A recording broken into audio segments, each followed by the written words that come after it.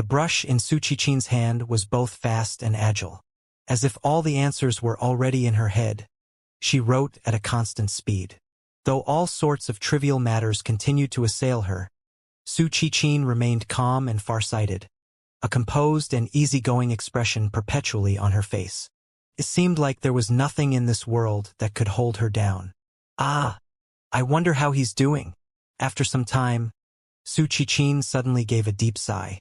With a flick of her wrist, she put down her brush. In their confrontation in deflecting blade manner, she had once more lost to Wang Chong, had once more been humiliated. The haughty Su Qichin was forced to bow her head and agree to Wang Chong's request. Logically speaking, she should have hated Wang Chong to the bone, but for some reason, when she thought about the situation in the southwest and how Wang Chong would have to face the armies of Meng Shizhao and Yusang at any moment, Su Qichin felt deeply conflicted. Inexplicably, Su Qichin recalled the 4 words Wang Chong had whispered to her before leaving. "I believe in you." Wang Chong had uttered those words with absolute solemnity. In the final moment, Su Qichin had seen Wang Chong's resolute figure leading those countless clan experts down the mountain, vanishing toward the southwest. He had clearly understood something at that time, but he had still chosen to leave without hesitation. He was like a moth, flying toward the sparks of a bonfire. Su Qichin had watched with eyes wide open, an unprecedented wave of emotion sweeping through her mind. Su Qichin had always believed Wang Chong to be a selfish, smug, and extremely irresponsible person who didn't know what was good for himself and never let go of his advantage once he got it. At the same time, he was also the only fellow that could continuously contend against her. But now, Su Qichin had seen the other side of Wang Chong, the true self that he hid deep under his bones. That side was so attractive. "Ah, just don't die. No matter what, you can't die." Su Qichin turned her head, her gaze flitting past the window to rest on a map on the wall. A few needles and red strings had been used to single out a few places on the map. Wang Chong had left this map behind before he left, and no one besides him and Su Qichin understood what the symbols on the map meant. All the caravans, both horse and camel, had already been dispatched. She had even managed to mobilize the caravans of the capital's great clans, so it had been even easier for her to mobilize the noble clans and wealthy families of other areas. Only Su Qichin could have taken care of everything with such neatness and orderliness. Armaments, provisions, and everything else had all been sent out. Hundreds of caravans surged like ants toward that place, traveling day and night. Based on how much time had passed, the first batch of resources should have arrived by now at the place Wang Chong had indicated. "You'll have to rely on yourself for what comes next." Su Qichin gave a deep sigh, turned her head back around, and continued to take care of the files on her desk. The skies were dark and gloomy in the empire's southwest. The stomping of hooves resounded over the main road, accompanied by flying grass and mud. Warning: half a day remains. If user does not reach the designated area in time, user will be obliterated and the mission will be failed. Warning: the Anan Protectorate Army has experienced large casualties. User is deducted 20 points of destiny energy. Warning: user must proceed as quickly as possible. If user does not cover 20 kilometers each hour, 15 points of destiny energy will be deducted every 2 hours. Warning: message after message flew through Wang Chong's mind. Although everything seemed calm as the army marched south, Wang Chong knew that it was anything but. In just a few short days, Wang Chong had already been deducted 80 points of destiny energy. He had defeated Batunlu and Bashishing and opened the passes to the south, but Wang Chong could feel that the undercurrent was getting stronger. Wang Chong didn't understand what had happened in Lion City. Its walls were firm, so why had he lost so much destiny energy in just a few short days? The situation in the southwest was continuing to worsen, and the continued warnings about deductions of destiny energy in his mind told him that it was far from over. The stone of destiny was continuing to increase the pressure on him. But at this moment, Wang Chong was less concerned about himself and more about the Anan Protectorate Army in Lion City. Father is already there. I can only hope that it's still not too late, Wang Chong quietly said to himself. This campaign wasn't to protect himself, but to save the Anan Protectorate Army. If the Anan Protectorate Army was destroyed, everything else would lose meaning. All troops heed my orders. Advance at full speed. Wang Chong held aloft his sword and picked up speed. The 300,000 Mengshi Zhao soldiers and 200,000 Yusang soldiers were like a mountain weighing down on Wang Chong's stomach. The farther south he went, the closer he got to Arai, the closer he got to peril and death. The earlier victories did not mean that his situation had improved. On the contrary, they had only increased the pressure. A rapid advance over thousands of li had never been simple. A moment of carelessness might lead to Mengshi Zhao discovering Wang Chong's 10,000 troops and crushing them like an egg. Whoosh! Dark clouds carpeted the skies. At some point, a powerful wind began blowing in from the south, bringing with it the thick scent of blood, the stench of the southwest battlefield. It seemed like they weren't very far from Irai now. Wang Chong stopped and looked up at the sky. The clouds were hanging low and seemed like gloomy waves ready to sweep over the world. This was the smell of a coming storm. It's about to rain, Wang Chong muttered to himself as he looked at the skies. He was no stranger to this sort of odor. If everything was as normal, the southern plains were probably already facing a torrential downpour, one that was rapidly making its way north. "My lord, our brothers can't last much longer. Why don't we rest for a while?" While Wang Chong was deep in thought, somebody suddenly spoke. It was Commandants Su Shiping and Su Anduin. "My lord, our brothers have been marching non-stop for several days now," Su Anduin respectfully said, clasping his hands. "I know that my lord is anxious, but without sufficient rest, I worry that even if our brothers reach the Arai Plains, they won't be able to do much." "I agree with Brother Su. Our brothers truly do need to rest." Su Shiping glanced at the army behind him and voiced his agreement. The soldiers of the army were all typical warriors, assuredly stronger than the ordinary man, but even so, they weren't cast from steel. These many days of forced march had left them fatigued. Only a glance was needed to notice that the entire army was exhausted. This was very dangerous. Both of the commandants clearly agreed on this point. Wang Chong turned his head and said with absolute resolve, "No, now is not the time to rest." The army truly was tired. This was something he knew without even thinking.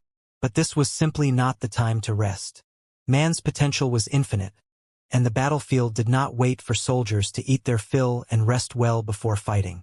This was what it meant to be at war. There were many wars in the history of the Central Plains where soldiers had to fight for several days and nights without rest. Or would they retreat only halfway through the battle? Wang Chong was not worried about whether the army could rest or not. His concern was that today was the day when Lion City would be broken.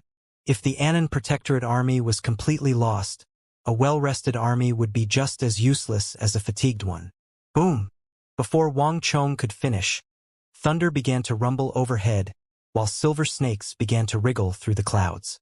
Then there was a slap as a raindrop the size of a soybean struck Wang Chong's face. Wang Chong subconsciously wiped this raindrop away while Su Shiping and Su Anduin looked dumbstruck at the sky.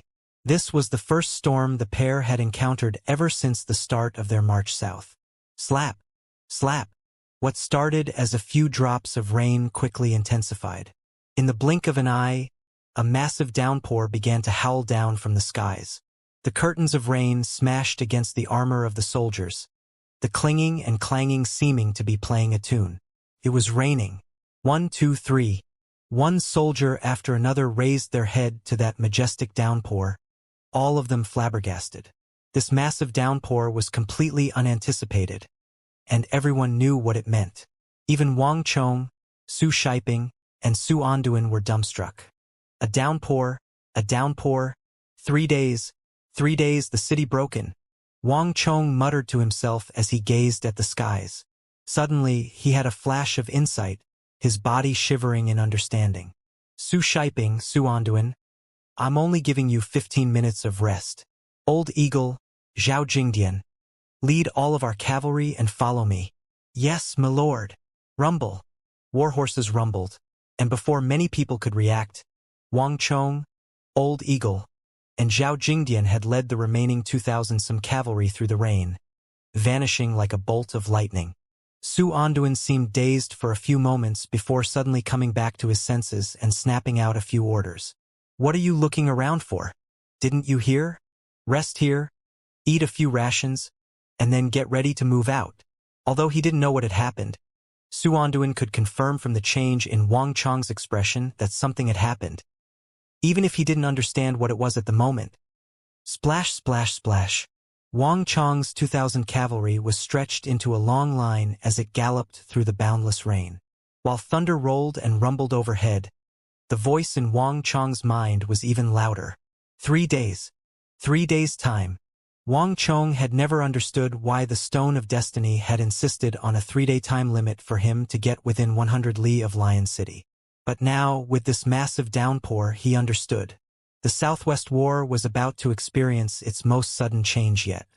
It wasn't because Lion City would be broken, but because the Anan Protectorate Army would choose today to break out of the siege. The rain was falling down so fiercely that even Wang Chong couldn't see very far. Anything beyond 10 meters became so vague that it was difficult to tell mountain from tree, road from person. This was definitely the best chance for the Anan Protectorate Army to break out. It seems like their supplies are already running out. This thought flashed through Wang Chong's mind as he pressed his body against his horse. The walls of Lion City might be firm, but the biggest problem is provisions. If all the provisions are used up, then Lion City becomes a self-constructed cage, so the Anan Protectorate Army will definitely want to break out. Shenyu Zhongtong definitely doesn't have this sort of daring. He's a general skilled in defense, so he wouldn't leave if he could still defend the city. The only person who could make this sort of decision is probably, as his mind whirred, Wang Chong suddenly thought about his father and older brother, Wang Yan and Wang Fu. If Shenyu Zhongtong had been alone, he would have never tried to break out of the siege. But Wang Yan and Wang Fu were also in the Anan Protectorate Army, which completely changed things, especially with regards to his brother Wang Fu. Li Jingyi was considered the leader of the Great Tang's younger generation of officers, and his death made it difficult for anyone to say otherwise. But in terms of strength and strategic mind, Wang Chong had always believed that his older brother Wang Fu was the best. His big brother was far more daring than Shenyu Zhongtong and was definitely much more of a risk-taker and go-getter. He would definitely be capable of making such a decision. Moreover, this downpour was a gift from the heavens, and Wang Chong was confident that Wang Fu wouldn't let this opportunity pass. The city didn't fall, it didn't fall. It was a voluntary attempt to break out. Wang Chong's mind was a complete mess as the rain poured down around him. Old Eagle, have the eagle guide the way. In addition, prepare another eagle to get in touch with Commandant Su and the others at any moment, Wang Chong suddenly said. His body was completely drenched, the rain seeping in through the chinks in the armor and then seeping back out. Even his boots were beginning to accumulate water. But Wang Chong did not care. Hiya! Wang Chong urged his horse onward. And as he picked up speed, Cree! 2 massive eagles broke through the curtain of rain, one flying south, the other flying north, quickly vanishing from sight. The breakout of Lion City had occurred far earlier than Wang Chong ever could have imagined. Gallop! The rapid gallop of horses could be heard through the pouring rain. After a few moments, a Tibetan scout arrived in front of Huoshu Huaitsong. How is it? Huoshu Huaitsong's gaze was like a lightning bolt, quickly locking onto the scout. Rain was falling thick and fast all around him, but there was no rain in a Tenjong radius around him. The raindrops were all repelled before they could even get close, leaving the area under Huoshu Huaitsong's feet dry. "Milord, we've been tricked. The Anan Protectorate Army never planned to charge out of the West Gate. It was only Tensum Tang soldiers." The scout's face had been drenched by the rain, his eyes and nose covered in water, but he didn't even dare to try and wipe it off. "In addition, the rain is too great. We've lost many of our brothers in the rain during the pursuit." "Bastard!" Huoshu Huaitsong was furious. The scout immediately lowered his head and shut up. "Milord! Milord!"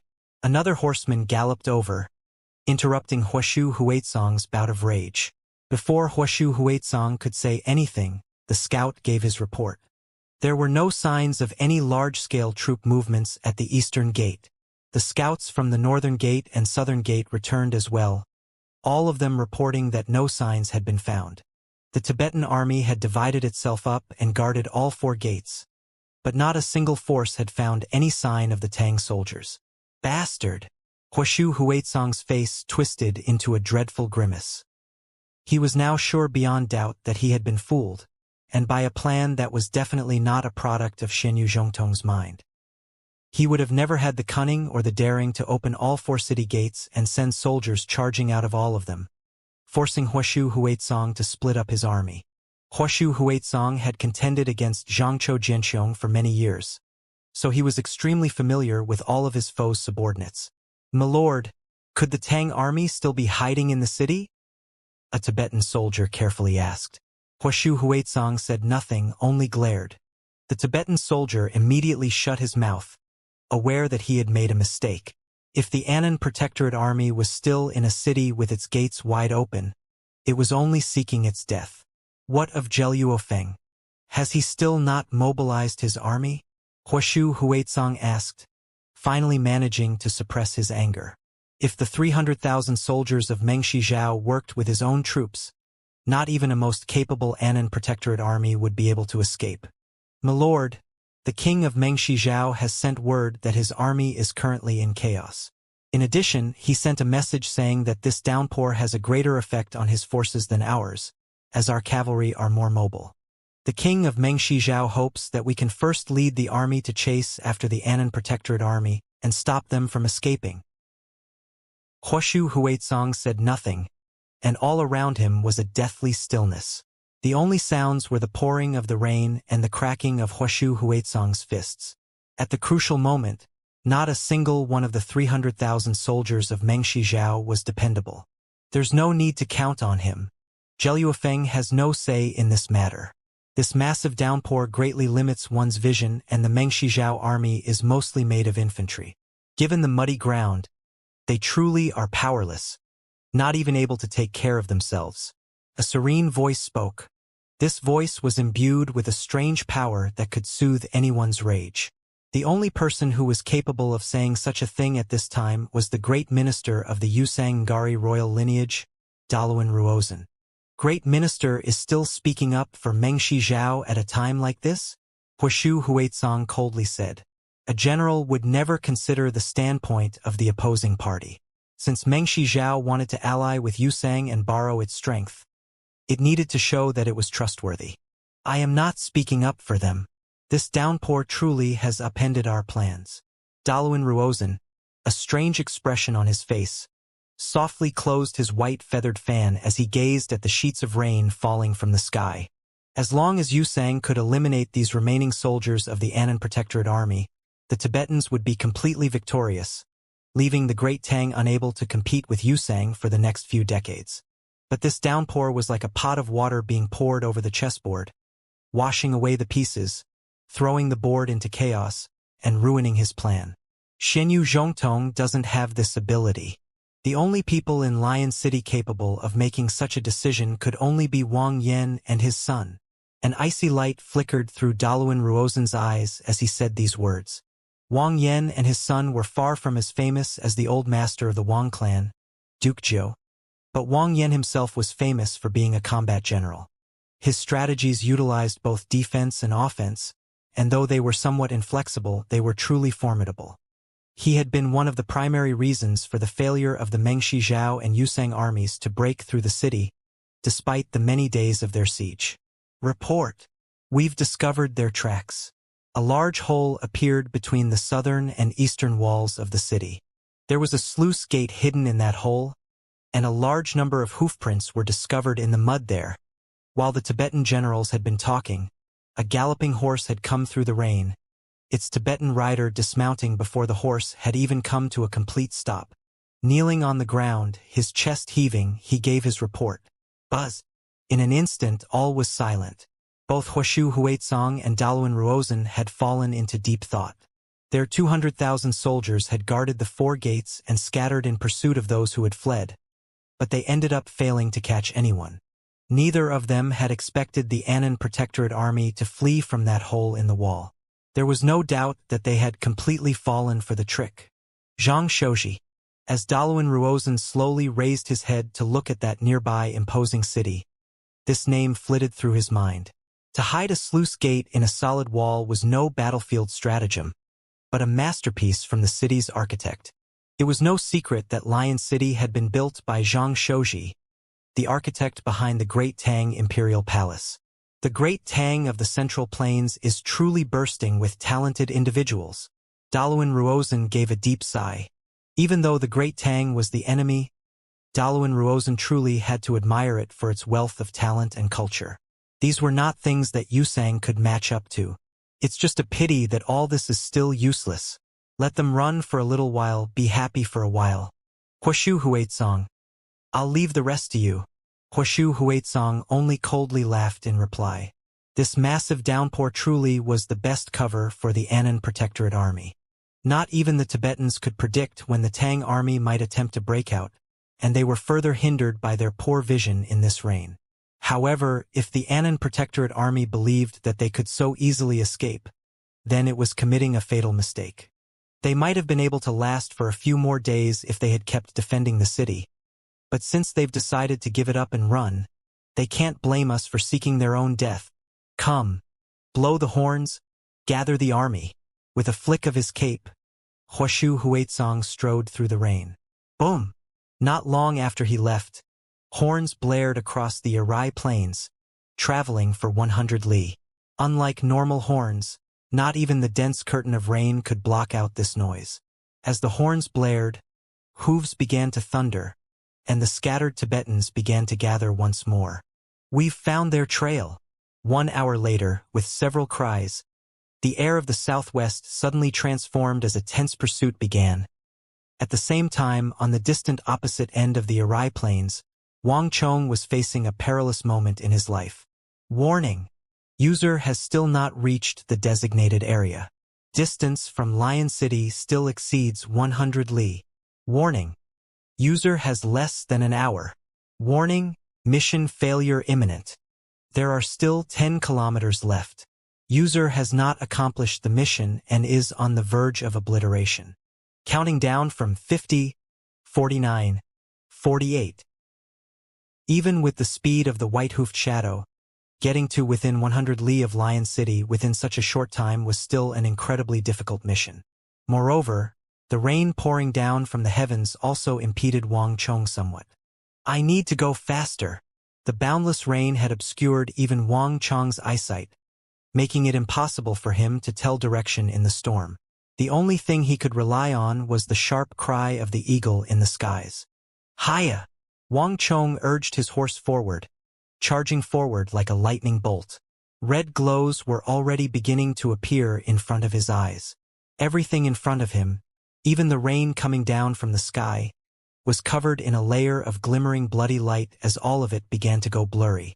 Wang Chong knew that he was now at the crucial point of this mission. If he couldn't reach the designated area in the appointed time, all that awaited him was death. The Stone of Destiny was still a secret that only Wang Chong knew of. Even the nearby old eagle had no idea why Wang Chong was so desperate. 40, 39, 38. 40, 39, 38. The icy and emotionless voice of the Stone of Destiny continued to resound in his ears. However, Wang Chong still remained calm, the face under his armor devoid of emotion. All his attention was focused on those bloody lines deep within the rainstorm. That red glow should be the boundary for the 100 li. I have to get there as quickly as possible. Wang Chong's mind was in a state of agitation, with countless thoughts flying by every moment. The rain plinked against his armor like iron beads, but Wang Chong didn't care. He had already pushed the halo of Dusk Stallion to its limits, 2 steely halos, one inside and one outside, resounding in the air and repulsing the rain. Hiya! Wang Chong urged the white-hoofed shadow to push itself to its limits. Little shadow, whether we can escape this disaster will all depend on you. Wang Chong whispered to his horse as he lightly patted its back. The boundless rain had shrouded everything in a mist. Although Wang Chong could see the red light of the boundary, he couldn't judge the distance. He could only place all his hopes on the white-hoofed shadow. Bree. The horse neighed, its resolve as firm as stone or metal. The white-hoofed shadow seemed to understand what Wang Chong meant, and all of its muscles and tendons went taut. In a state of maximum speed, it somehow managed to get even faster, as if it had somehow stimulated its hidden potential. Boom! The hooves flew through the air, sending mud and rain splashing everywhere. On the horse's back, Wang Chong could clearly sense that the white-hoofed shadow was doing its best, unleashing the energy in its every muscle and bone. But the danger hanging over Wang Chong still remained. 15, 14, 13, 12. 15, 14, 13, 12. The voice continued, and the rain, instead of lessening, grew even more intense. Wang Chong had initially been able to see up to 10 meters away, but now, even something 4 meters away was starting to get blurry. This rare downpour was far stronger than anyone had imagined. In this kind of situation, Wang Chong's judgment was in complete disorder. Without sufficient reference objects, Wang Chong couldn't even determine whether he was going east or west. But there was one thing Wang Chong could be sure of, and it was that the red arc of light was growing thicker and thicker. It was clear that he was getting closer. Wang Chong stretched his body to the white-hoofed shadow's ear and whispered, "Little shadow, I can only depend on you." There was nothing else he could do at this moment. Even if he suddenly ascended several cultivation levels, he couldn't run faster than a divine steed like the white-hoofed shadow. 7, 6, 5, 4. These short moments seemed to stretch on infinitely, each second being divided and stretched into countless intervals.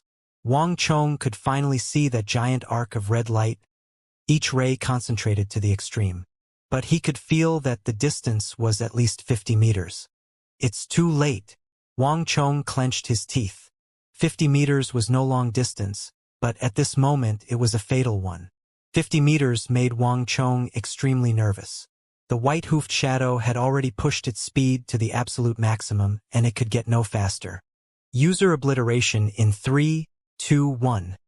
For the first time since he had obtained the Stone of Destiny, Wang Chong finally felt the power of its constraints. Although it had given him a chance to reincarnate, it was also a rope tightly wrapped around his neck. Little Shadow will have to gamble our success on this.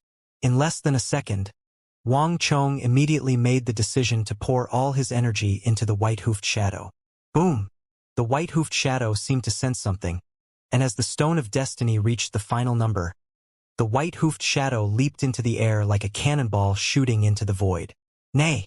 The warhorse's neigh echoed through the dark skies, and as the horse began to descend, a figure jumped from its back. Wang Chong was putting all his strength into the final moment. Life and death would be decided right here. Wang Chong's fists were clenched, and space and time seemed to freeze. Congratulations to user for arriving on time at the designated location. The reward of 200 Destiny Energy for completing the first phase of the mission will be dispensed after the mission is completed. It seemed like both a second and like countless epochs had passed. Finally, the voice from the Stone of Destiny resounded in his mind, sounding utterly alien in Wang Chong's ears. With a rumble, time began to flow once more, and Wang Chong did a flip in the air and landed back on his horse. Too close. Wang Chong exhaled, his heart rapidly beating. No one except himself knew just how narrowly he had escaped the claws of the god of death. "Young master," a familiar voice, broken up by the rain, came from behind him. Old Eagle, riding a highland steed, rode over to Wang Chong, a strange look in his eyes. Although the situation truly was urgent, Wang Chong's appearance just now had been far too bizarre. Even if he was in a hurry, this was far from normal. And it felt like something had happened, though he didn't know what. "Young master, are you okay?" Old Eagle slowly said, hesitation in his words. Wang Chong shook his head and was just about to reply when he was interrupted by a sharp screech. Old Eagle tilted his ear up to the sky and said, "My lord, there are enemies ahead." But before he could finish, there was a loud banging of drums. Bang, bang, bang. Each beat of the drum felt like it was beating on their hearts. A gale blew through, sweeping up the rain and bringing with it the faint sounds of fighting. This was not the sound of one or two people fighting, but the sound of thousands of people fighting. Wang Chong and Old Eagle instantly paled. There was no need to say anything else. "Follow me." Wang Chong waved his hand and immediately led Old Eagle and Li Sai's black dragon bandit elites through the rain, galloping toward the distant sounds of fighting. Boom!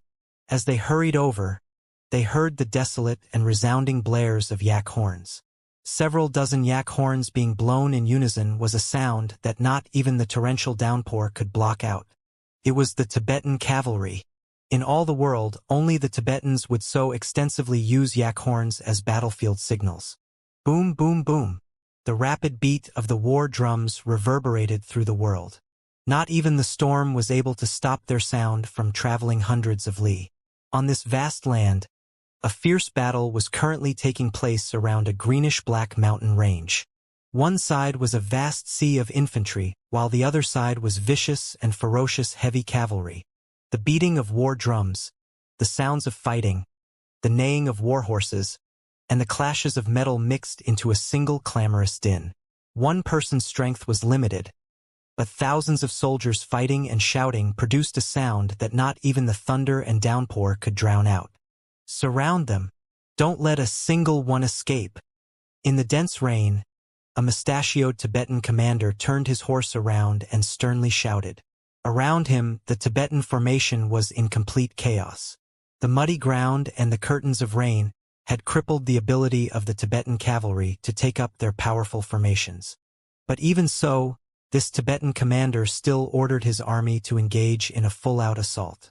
The Tibetans were affected by the rain, but that didn't mean that the great Tang soldiers were unaffected. At the very least, the formation of the Annan Protectorate Army was not impenetrable. No matter what, this was the best opportunity to eliminate their mortal foes, the Annan Protectorate Army. Forward, forward, forward. Break the center of their army and pierce through their formation. The only thing waiting for the Tang will be death. The Tibetan commander continued to order around the warriors at his side, continuing to urge them to charge. However, even he did not realize that in a place not very far away from him, several figures were crawling through some low hills. The thick shrubs common throughout the southwest had succeeded in hiding them. This was the first time since the start of their journey south that Wang Chong's forces had experienced a battle of this level. Although the Tibetan army around the mountain range was somewhat disorderly, incapable of using its normal strength, it was incredibly large. The shroud of the rain and their dense ranks made it impossible to give an exact count. But there was one thing that Wang Chong could be sure of. This army was far larger than he had imagined. If Wang Chong's 10,000 soldiers had met this force, they would be doomed. But right now, all the Tibetans were focused on the Annan Protectorate Army on top of the mountain range. None of them had any mind for activity in their rear, and the pouring rain also served as the best shroud for Wang Chong's forces. Old Eagle crawled to Wang Chong's side and worriedly asked, "My lord, what do we do?"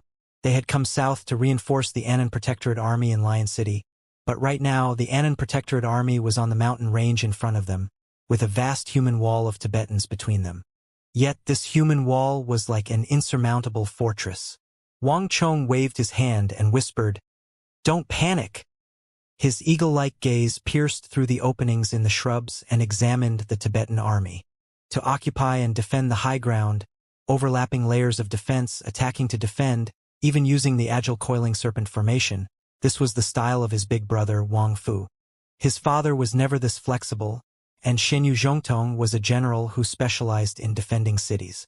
Wang Chong was extremely familiar with the members of his own family. The Annan Protectorate Army is different from the reserve soldiers led by Li Zhengyi. These are all elites of the empire garrisoned in the southwest.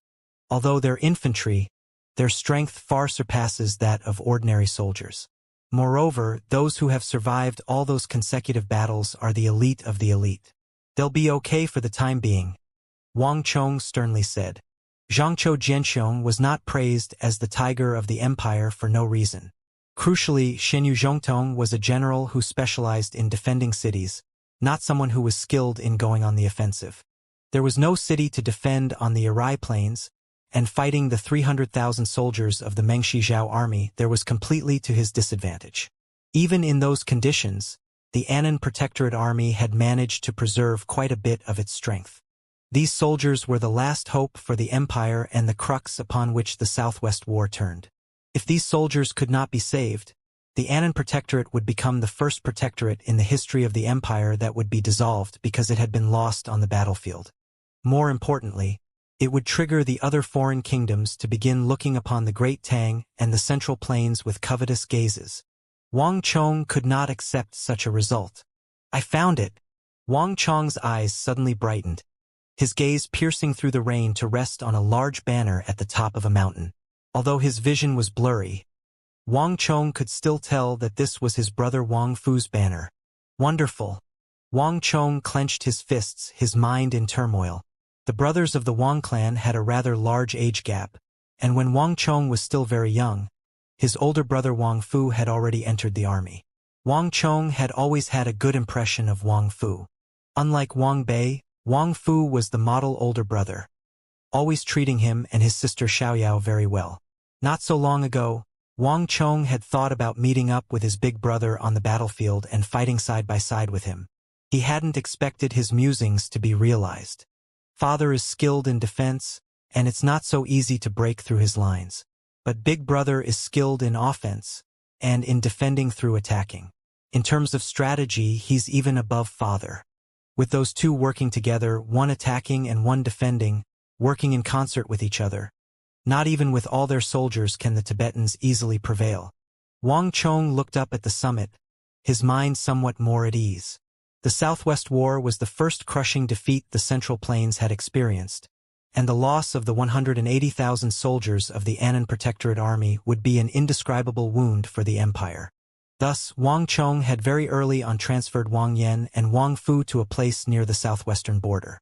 Now, this action was showing its use. The leadership talent shown by his father and brother, coupled with the assistance of Shen Yuzhongtong and the generals of the southwest, had made it so that not even Huashu Huaizong and Daluan Ruozhen were able to dispose of them very quickly. As Wang Chong's gaze rested on the fierce battlefield, he suddenly spoke without even turning his head. "Let's go. Old Eagle. Let's get ourselves a few Tibetan suits of armor." "Yes, young master," Old Eagle almost subconsciously replied.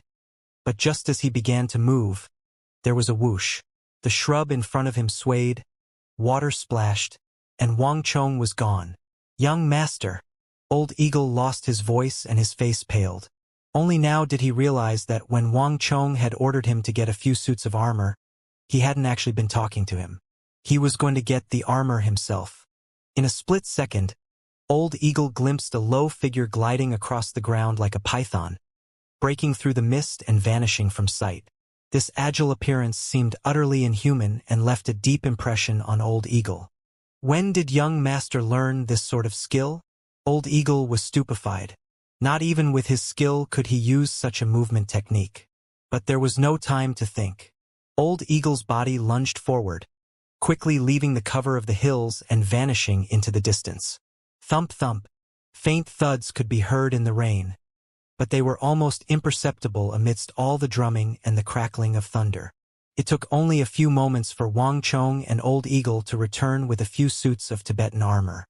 He had his group quickly change gear so that they could disguise themselves as Tibetan cavalry. As Wang Chong's group galloped through the rain with lowered heads, they raised no alarms. Only a few moments ago, Wang Chong had gotten a rough understanding of the area around the mountain range.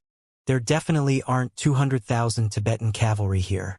It's probably 70,000 or 80,000. I didn't sense the energy of the Saint Martial realm, so Huashu Huaizong and Daluan Ruozhen probably aren't here. This is only the vanguard of the Tibetan army. Wang Chong seemed calm, but countless thoughts were running through his mind. Huashu Huaizong and Daluan Ruozhen of the Yusang Ngari royal lineage had a thunderous reputation on the Central Plains. The pair of them were single-handedly propping up the entire Ngari royal lineage, and had forced even the tiger of the empire, Xianxia Jianxiong, to adopt a defensive strategy. These two were undoubtedly some of the most illustrious existences residing on the borders of the Great Tang. But Wang Chong had never met them before, not in this life or the last. He had once imagined fighting them on the battlefield. But to the Wang Chong of the moment and the Annan Protectorate army, their absence was the best of news.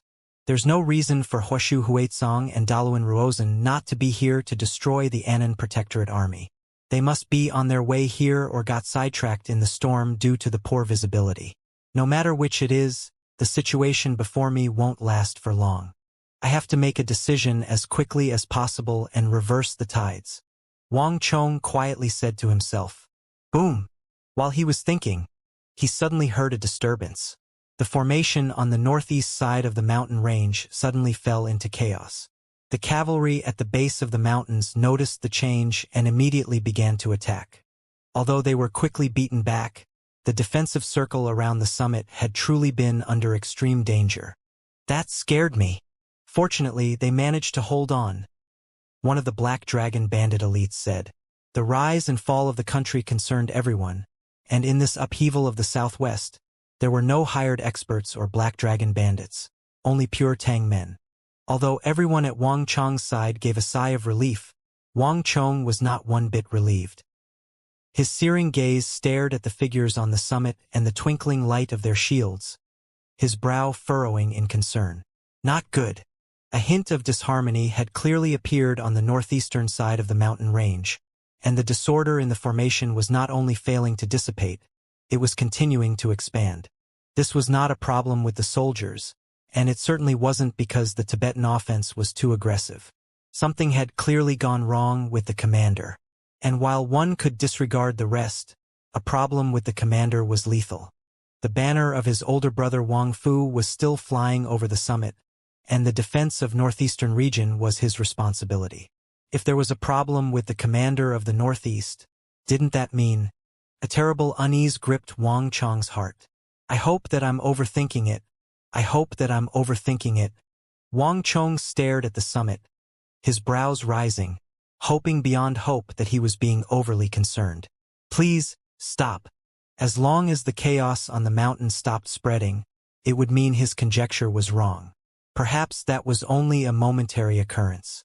1 second, 2 seconds, 3 seconds. Although the formation on the northeastern side had maintained its basic structure, it was continuing to grow more disorderly. The break in the formation was growing larger and larger. Boom, boom, boom. The drums rapidly beat as the northeastern line was torn away, continuing to retreat. One Tang soldier after another fell, and the northeastern defensive line was retracting much faster than elsewhere. This isn't good. Even Old Eagle was frowning now. Although he was not as perceptive as Wang Chong that he could determine that there was a problem in the chain of command, he could still determine that the northeastern defensive line could no longer hold, which would soon begin to affect the rest of the defensive line. The Tibetan cavalry could burst in through the break in the northeast and swiftly wipe out the rest of the Annan Protectorate army. Boom! Seconds flew by, the horns of Yusang began to blare through the curtain of rain, and the Tibetan offensive quickly began to change. Like surging waves, the cavalry began to move northeast, more and more people charging over. Not good.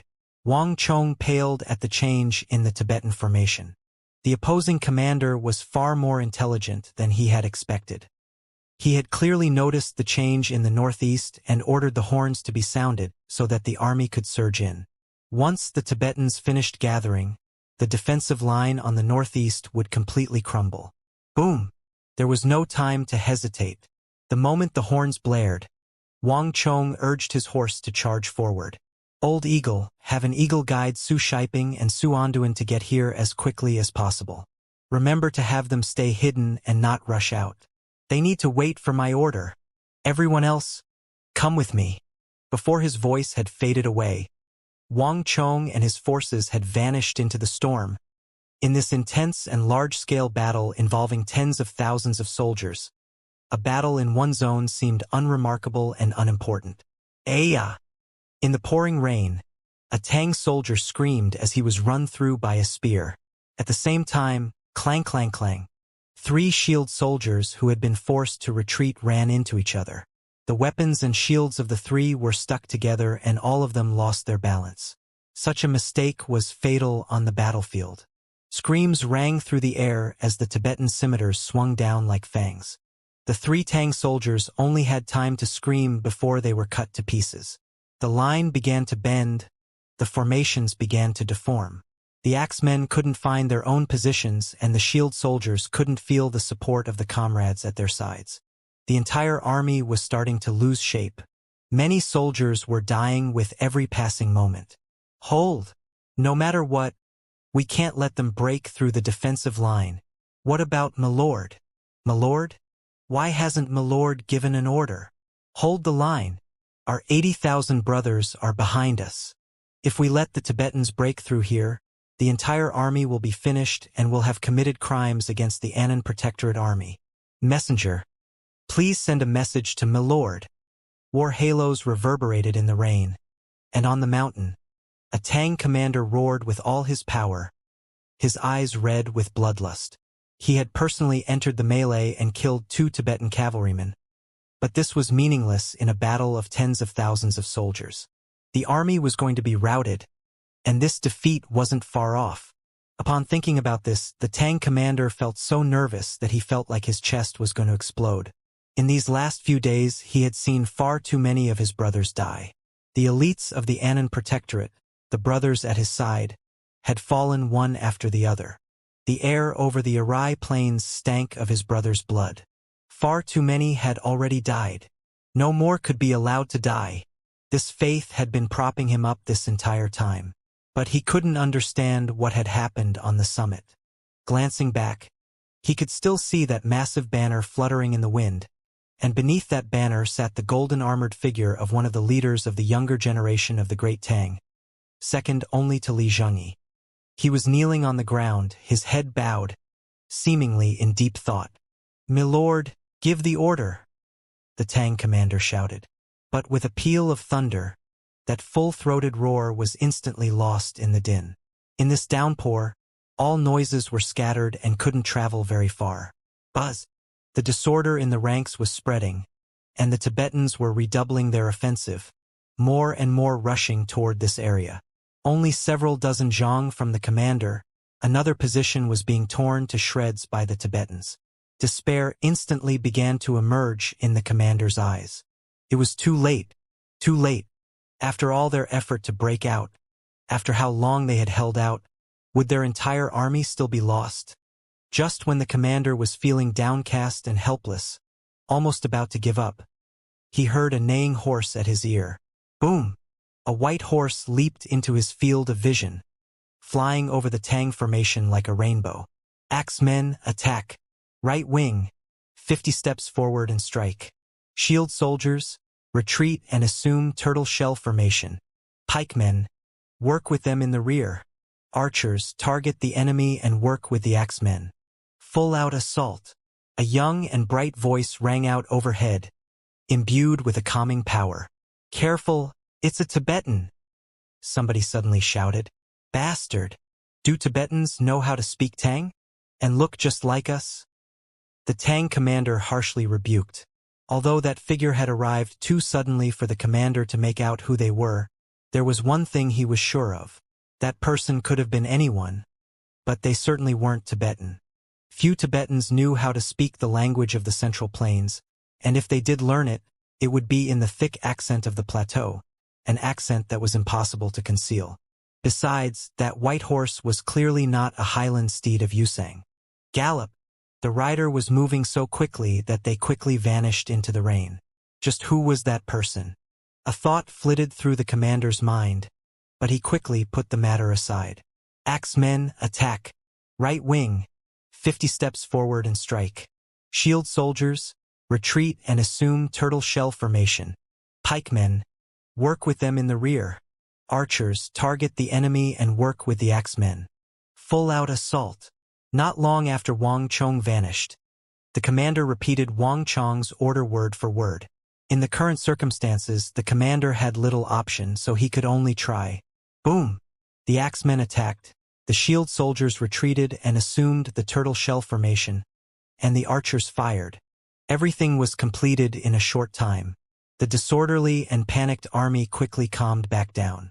Soldiers regarded it as their duty to follow orders, and commanding troops was not something ordinary soldiers could dabble in, nor was it their expertise.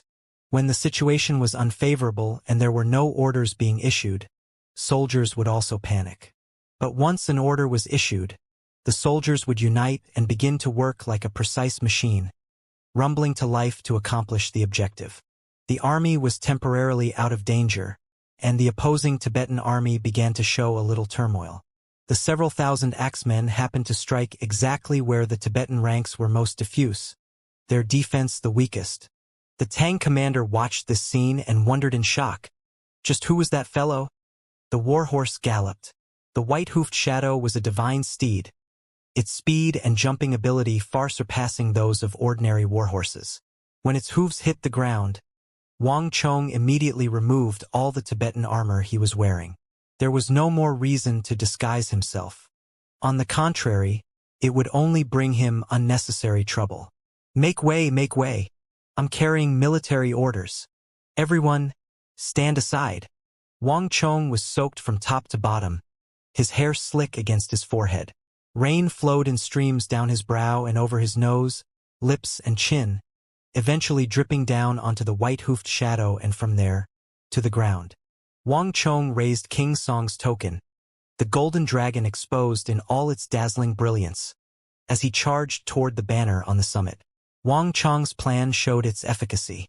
The dragon on the token caused everyone to give way and open a path for Wang Chong.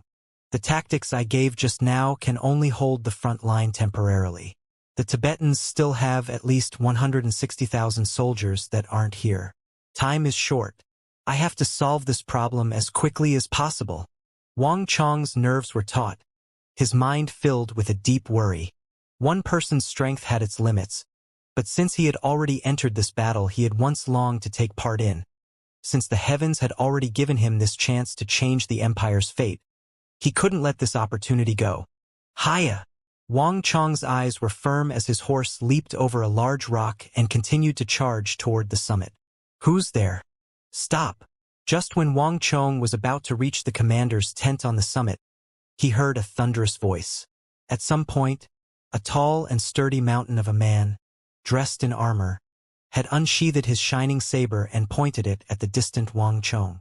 Though the wind was gusting and the rain pouring down, all of it was jolted away before it could even approach him. Wang Chong could sense an abnormally powerful aura from this man's body. Wang Chong had never felt such a ferocious energy. The man's saber energy was thick and boundless, like a toppling mountain, yet all of it was restrained, gathered up in a single point.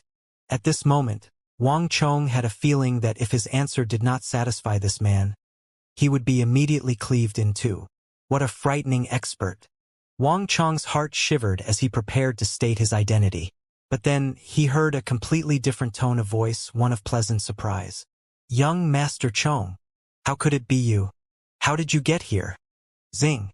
Before Wang Chong could react, there was a metallic whistle as the saber expert turned his saber around and put it back in the sheath. You are! While Wang Chong watched in bewilderment, the tall and muscular man took off his helmet and shook his head, revealing a bearded and sharp-eyed face. Uncle Chun! Wang Chong's heartbeat quickened as he suddenly recognized the man. This bearded man was one of his father's old subordinates, Chun Shu-sun. Both brave and wise, he was one of his father's trusted aides and had apparently been a follower from the start of his father's military career. Wang Chong's father had always been a most harsh and demanding person. It was normally very rare for him to bring his subordinates into the capital. The Wang clan guards had all been soldiers whose injuries on the battlefield made them incapable of participating in any further wars. As a result, Wang Yan had come and recruited them for his own residence so that they could make a living. But other people wouldn't even be able to dream of getting a meeting with the people of the Wang clan. As for this Chun Shu-sun, Wang Chong had met him once when he was a child. It had only been that one time, yet Wang Chong had always had a very good impression of his father's old subordinates. Chun Shu-sun had even given him a gift once. Back then, his father was very harsh and didn't permit him to have any toys. Thus, Chun Shu-sun had used his saber to carve a flying bird as a gift for him. This had been Wang Chong's first toy, so it had left a very deep impression. Of course, the most important thing here was that Wang Chong clearly remembered that, many years ago, His father had placed this old subordinate at his big brother Wang Fu's side. His father hadn't done this to promote him, as most people would imagine. Instead, his father was worried that his big brother would use the name of the clan and his own influence to make the army show him favoritism. So Chen Shusun was dispatched as a supervisor. Of course, his big brother ended up using his own strength to prove himself, to prove that he didn't need to rely on the clan's resources and influence to make a very good name for himself. Thus, Uncle Shu became a through-and-through subordinate of his big brother. "Young Master Chong, weren't you in the capital? How did you get here?" Chen Shusun rushed over with several messengers and held Wang Chong. As he looked him over, his face was both nervous and concerned. "This is no game, and it's certainly no place for you to lose your temper. Why did you come here? Are you crazy?" This was simply too surprising. This was no longer any pleasant surprise, but a surprise scare. The southwest battlefield was already a land of certain death. He couldn't even remember how many soldiers of the Annan Protectorate Army had died here, and even a few of his own comrades had died. The 300,000 soldiers of Meng Shizhao and the 200,000 soldiers of Yusang presented a suffocating pressure.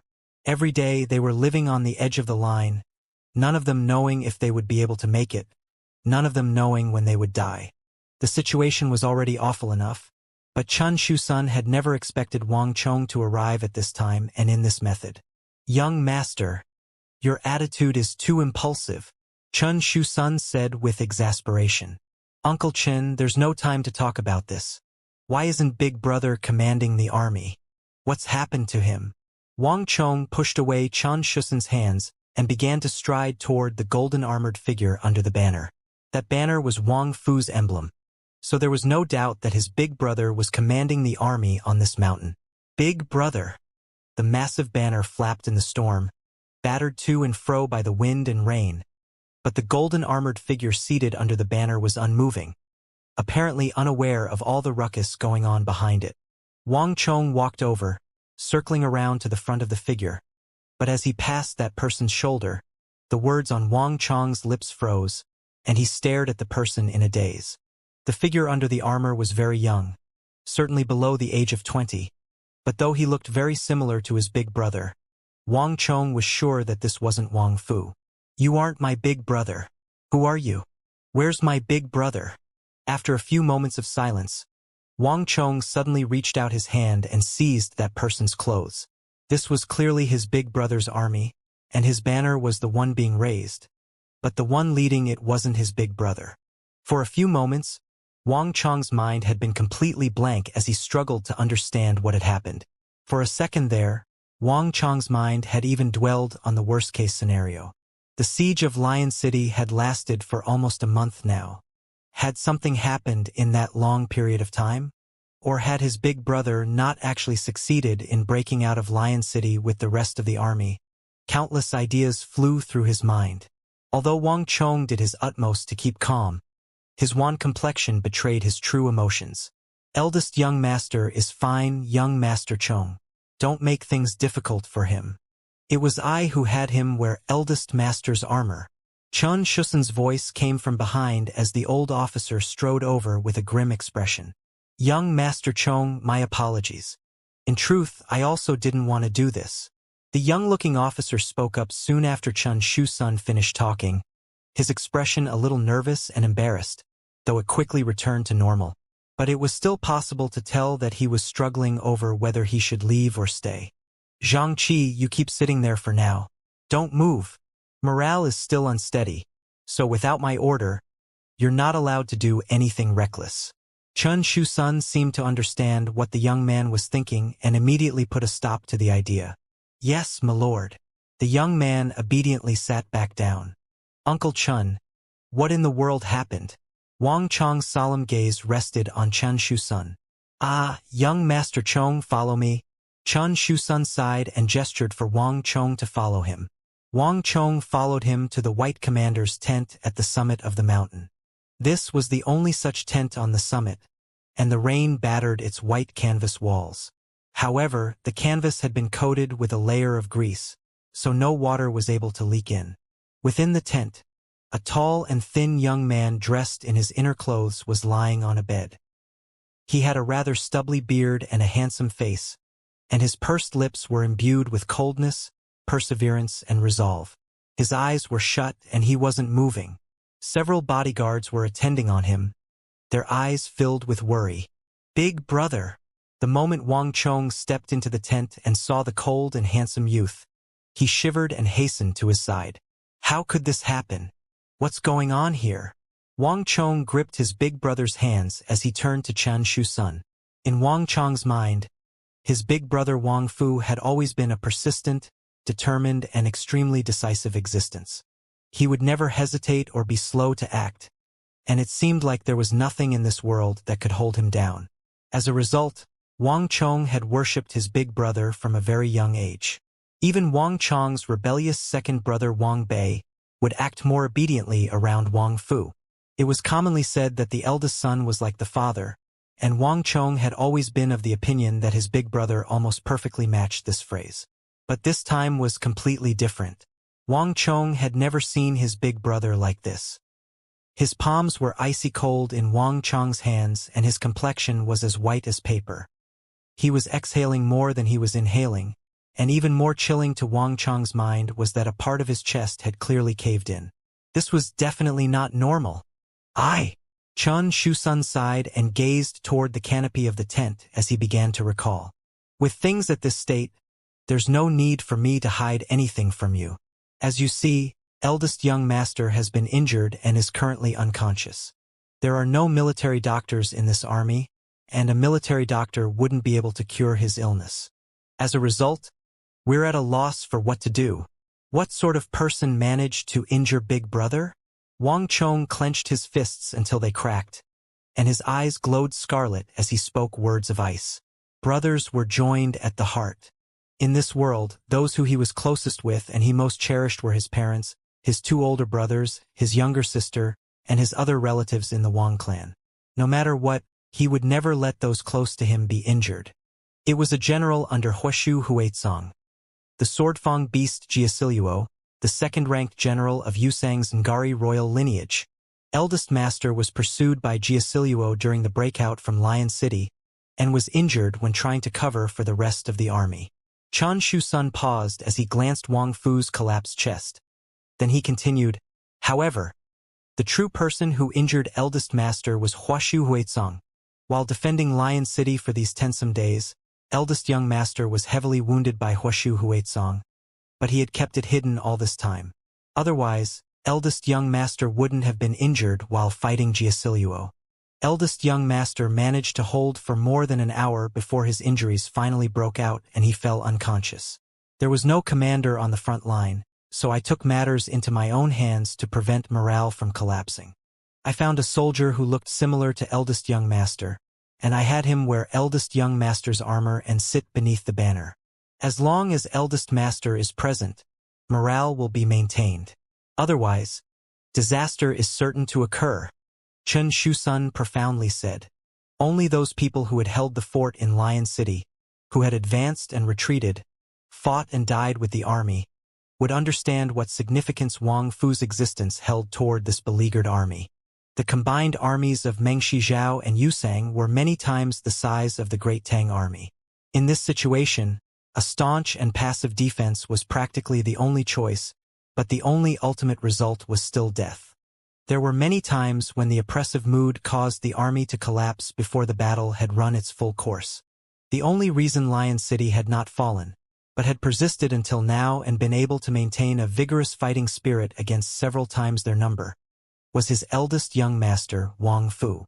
Unlike Shen Yuzhongtong and the other generals of the Annan Protectorate, Wang Fu was the only commander in the entire army who would command the army to attack while defending a city. When he was commanding the defense, the army would never passively defend, waiting for the enemy to attack. At set intervals, he would sally forth and kill the Meng Shizhao and Tibetan soldiers.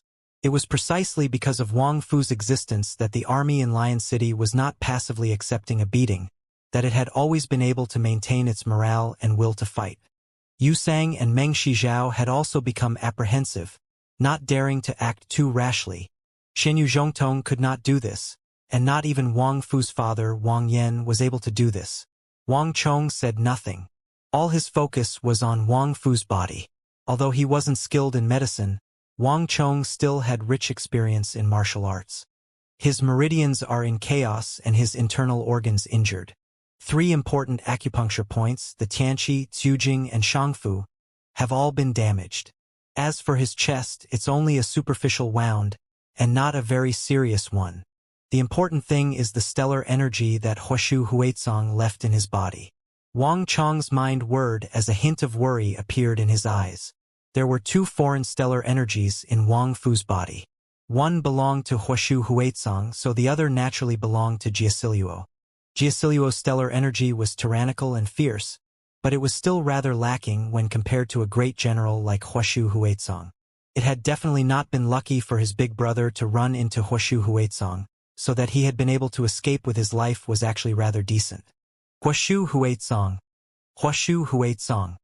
Wang Chong muttered to himself, his heart filled with worry. His big brother's situation wasn't very optimistic. He had been struck by a supreme technique from Yusang Great Snow Mountain Holy Temple, a technique completely alien to the traditions of the Central Plains. If that foreign stellar energy were not expelled, his big brother's fate was sealed. Probably not even Chun Shusun understood this. It was hard to say just how many of the Empire's generals Huoshu Huizong had killed using this tyrannical stellar energy. This technique wasn't very well known right now, but it would be no secret in the future. There's a way, there must be a way. Wang Chong raised his head, his mind running through countless ideas. In order to expel the strange stellar energy of the Great Snow Mountain Holy Temple, one had to know the paths this stellar energy traveled. But the distance between the 2 lands meant that few people in the Central Plains knew of this. Wang Chong, however, was the exception. That's right, Sanzang, Luquan, Xiling. Suddenly, Wang Chong understood and began to move. Swoosh, swoosh, swoosh. Without hesitation, Wang Chong held his fingers like a sword and sent out thin strands of sword qi through them. Like lightning, he jabbed at Wang Fu's Sanzang, Luquan, and Xiling acupuncture points. He had no needles on him, so Wang Chong had to use thin strands of sword qi as their replacement. With these 3 strikes, 3 spurts of blood immediately burst out of Wang Fu's body. Young master! Wang Chong's sudden moves had stunned Qin Shusun. Is there any water? Bring some over. Wang Chong ignored Chun Shusun, not even deigning to turn his head. Though Chun Shusun was astonished at first, his expression slowly softened. He had originally wanted to stop Wang Chong, but for some reason, he decided to do otherwise after hearing Wang Chong's firm voice. Bring some water over. On a rainy day like this, there was no lack of water. A bowl was used to collect some rainwater, while Wang Chong took 2 thumb-sized pills from a brocade box in his bosom. Using the water, he helped Wang Fu swallow the pills. Success will depend on these 2 pills, Wang Chong said to himself as he looked at Wang Fu's pale face. The injuries inflicted in a battle between experts were not something any normal wound medicine could cure, and even some higher-level medicines were powerless. The 2 pills that Wang Chong had taken out had been extremely high-class medicines refined by the alchemists of the palace.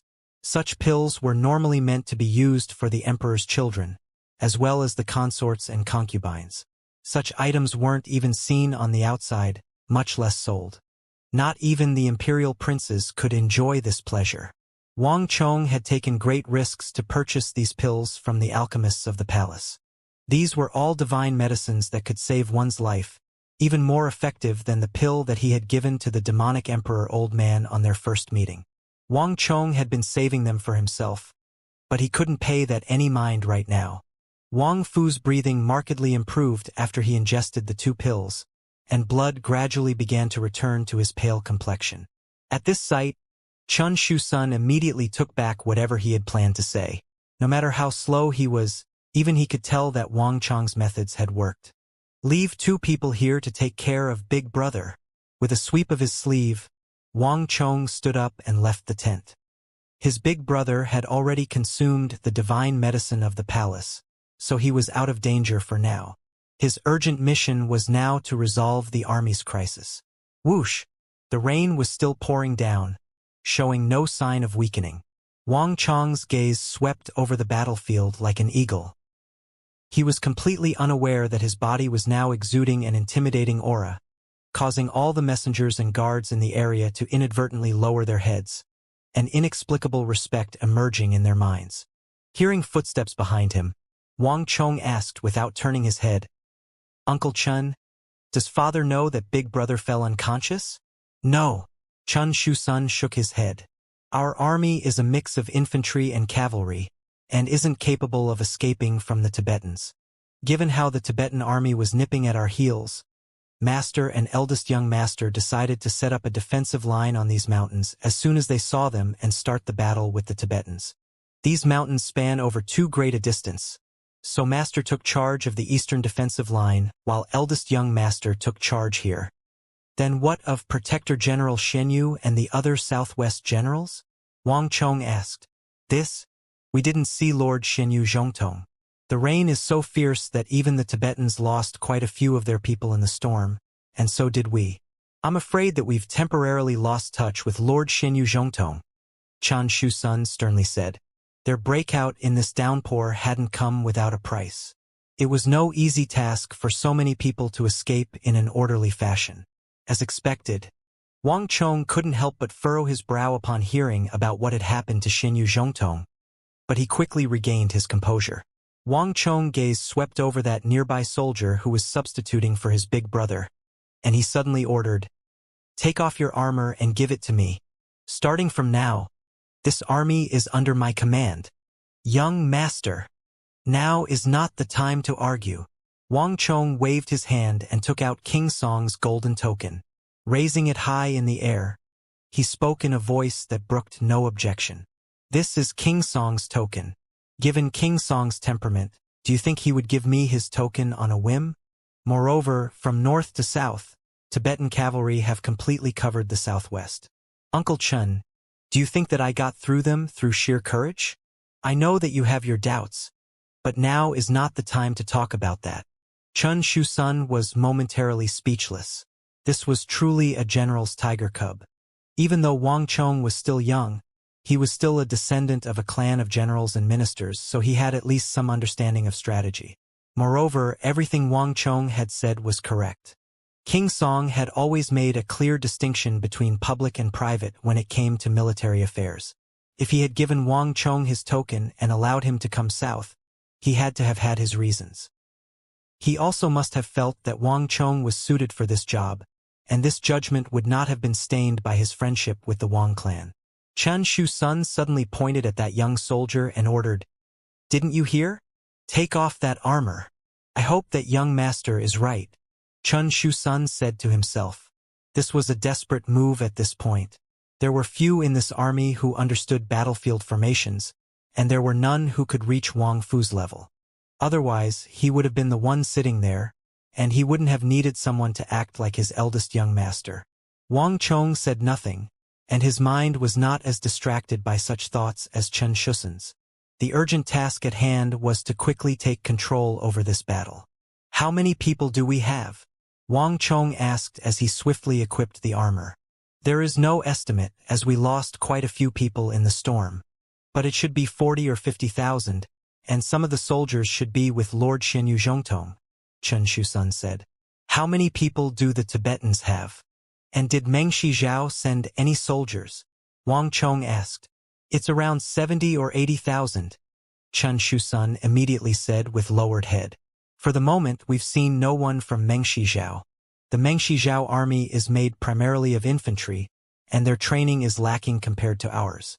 For the 300,000 soldiers of Meng Shizhao to pursue in this pouring rain while still maintaining order is simply impossible. This was why eldest young master said that we're only facing Tibetans for the time being. However, the crown prince of Meng Shizhao, Fenjie, is leading several thousand cavalry in pursuit of our army." Not even he realized that he had already accepted Wang Chong's role as commander of the entire army in place of his eldest young master. Fenjie. Wang Chong's eyes narrowed and began to exude a cold light. The prosperity of Meng Shizhao was simply not comparable to the Great Tang. It could not be like the Great Tang and establish so many protectorates and deal with so many enemies at the same time. Even now, Meng Shizhao was only dealing with the imperial protectorate on the empire's southwest corner. And to need an entire kingdom to deal with only a corner of another country, it was clear which was stronger. Moreover, the distinguished generals in the Great Tang was far superior to Meng Shizhao's, and they were more numerous as well. But Fenjie was one of Meng Shizhao's distinguished generals. Fenjie was no mediocre and incompetent crown prince of some small state, but a valiant crown prince rarely seen in Meng Shizhao's history. Moreover, he was both courageous and wise. In addition, Meng Shizhao, as a vassal of the Great Tang, had a custom of sending its crown prince to the imperial court as a hostage, though the Great Tang did not call them hostages. Any normal royal descendant or crown prince would be unwilling to be a hostage, but Fenjie was different. He had volunteered, expressing his desire to go to the Great Tang. He had yearned to go to the Great Tang ever since he was a child, but his yearnings had a completely different purpose from what many had imagined. As the crown prince of a foreign kingdom, Fenjie was surprisingly diligent. Fenjie maintained an intense curiosity for everything: strategy, tactics, martial arts, the imperial household, the common people. While he was a hostage in the imperial capital, even his teachers praised his diligence and talent, even presenting a petition to the sage emperor requesting that Fenjie be made an official so that he could stay in the Great Tang and enter the court. This break in custom was quite the accomplishment for Fenjie. But Fenjie had sternly refused this gesture. Fenjie's courage had been famous throughout the capital, and his talent had been praised as being the best of the best. He had come from the royal lineage of Meng Shizhao, and now he had the sage emperor's blessing, so he was able to learn a great number of martial arts. He also had access to many resources that no normal person could ever get a hold of, so he grew with astonishing speed. In the capital, even the crown prince's junior guardian, Wang Zhongxi, had been full of praise, hailing him as both an excellent scholar and general, a potential great general. From this, one could easily imagine how talented he was. But Fenjie had a goal in mind, one that was clear to himself, though perhaps not to the Tang. He wanted to use what he had learned from the Great Tang to strengthen Meng Shizhao. And when compared to his father, Zheluofeng, Fenjie was even more ambitious. He was young and bursting with energy and talent.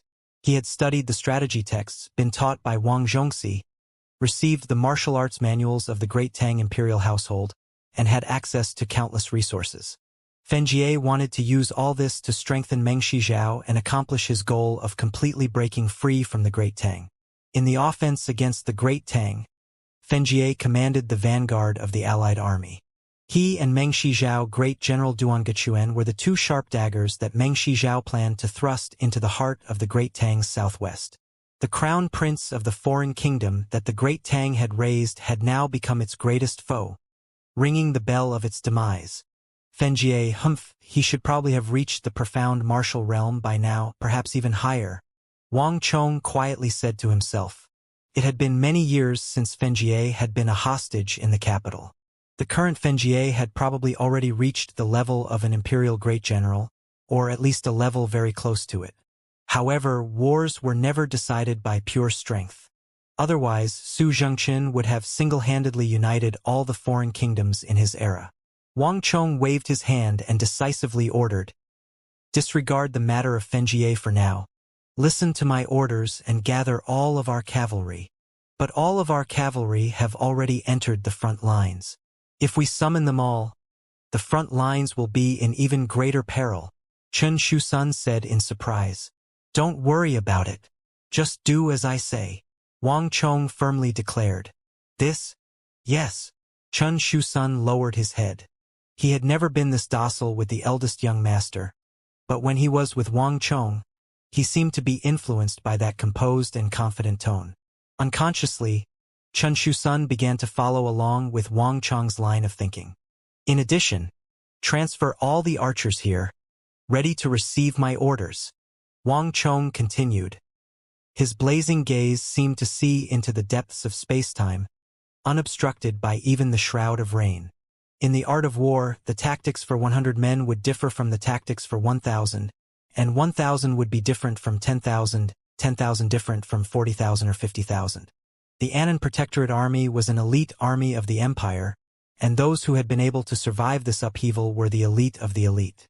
40 to 50,000 men was already a large enough number for Wang Chong to display the tactics that he was skilled in. 70,000 Tibetan cavalry? Ha! It's still not settled who's the attacker and defender here.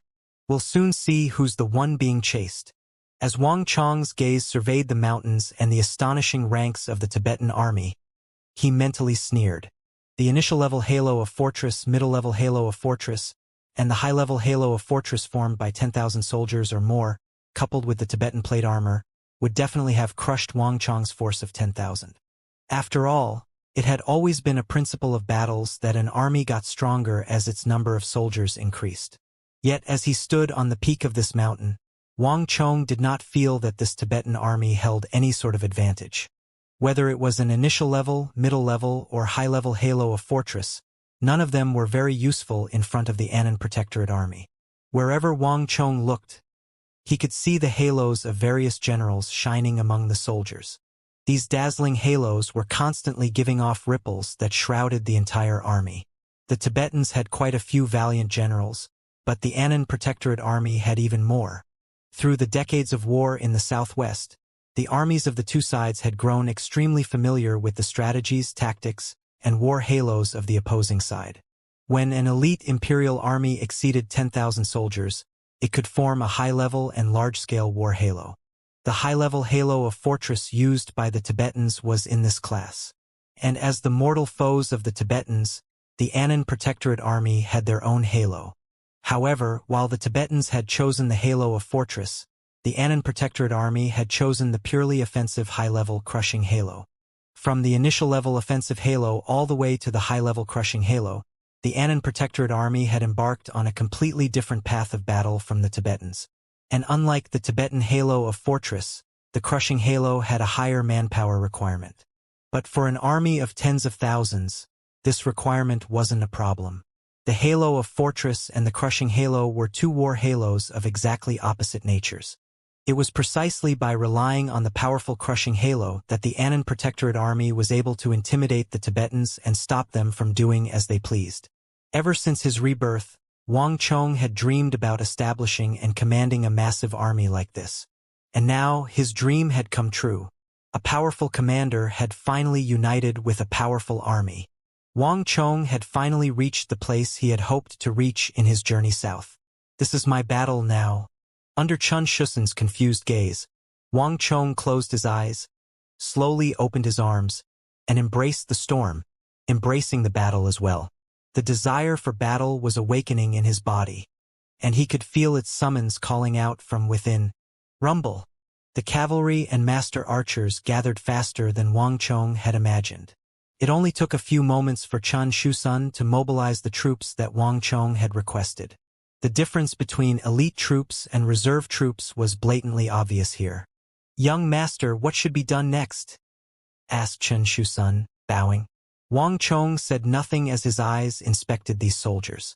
Although the Anan Protectorate army was an infantry army, the military regulations of the Great Tang had decreed that any protectorate had to keep a certain number of cavalry.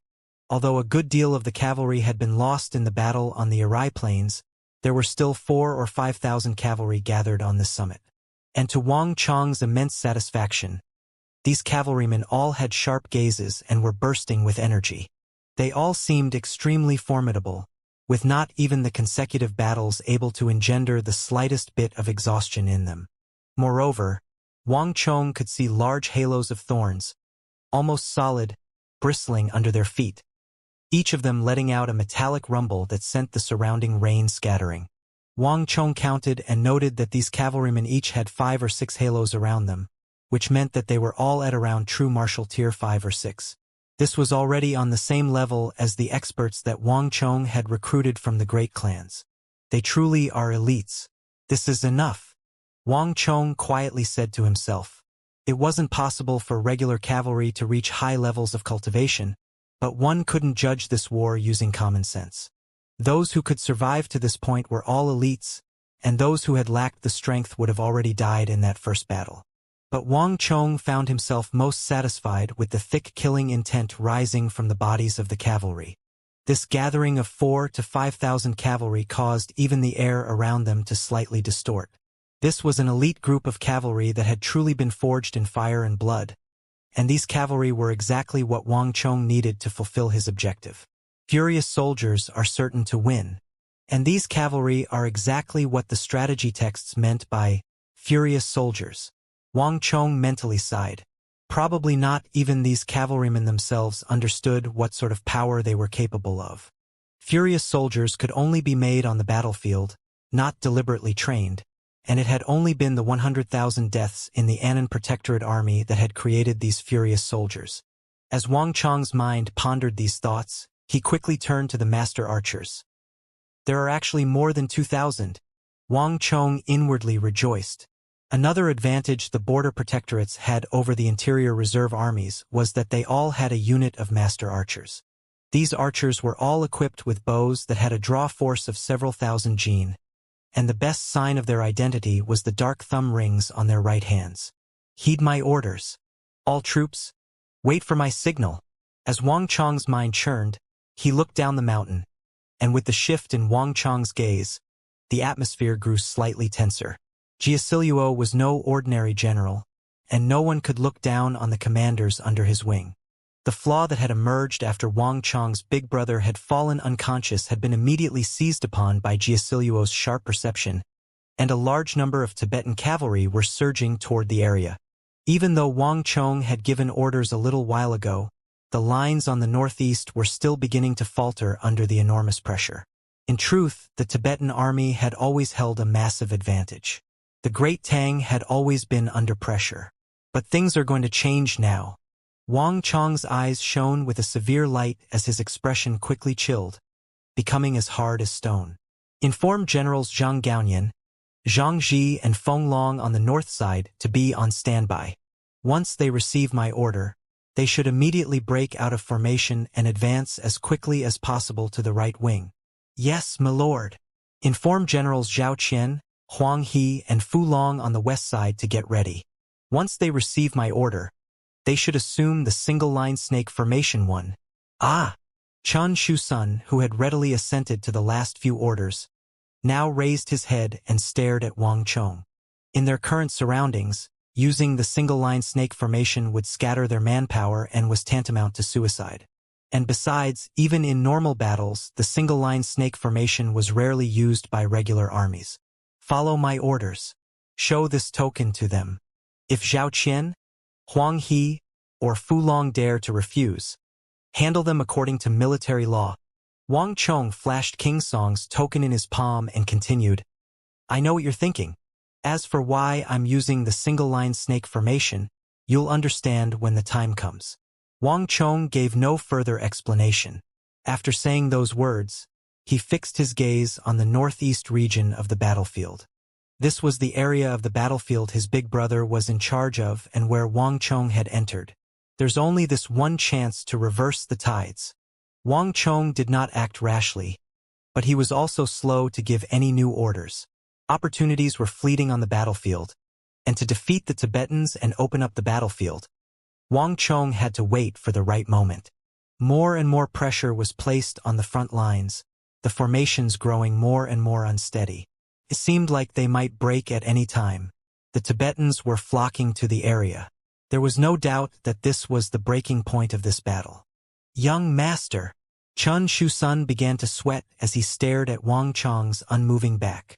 There were many times when he wanted to urge Wang Chong to act, but he managed to swallow his words each time. The eldest young master was unconscious.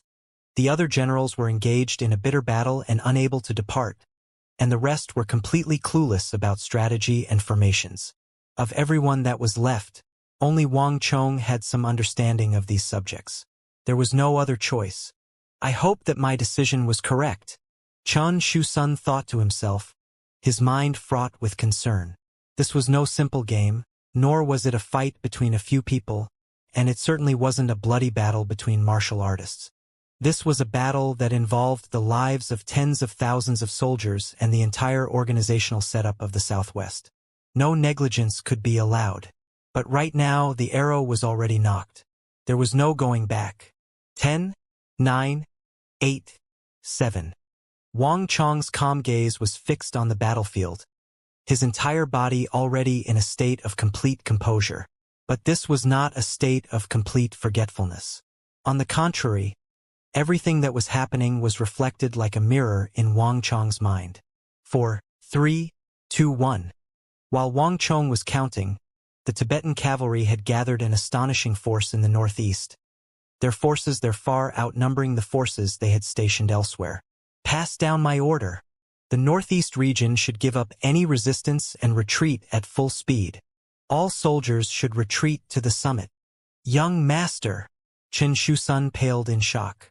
All the soldiers were exhausting all they had to stop the Tibetan assault.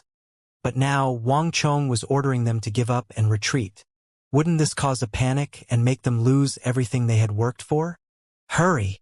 Do as I say, Wang Chong coldly ordered, his tone indicating that he would not accept any objections.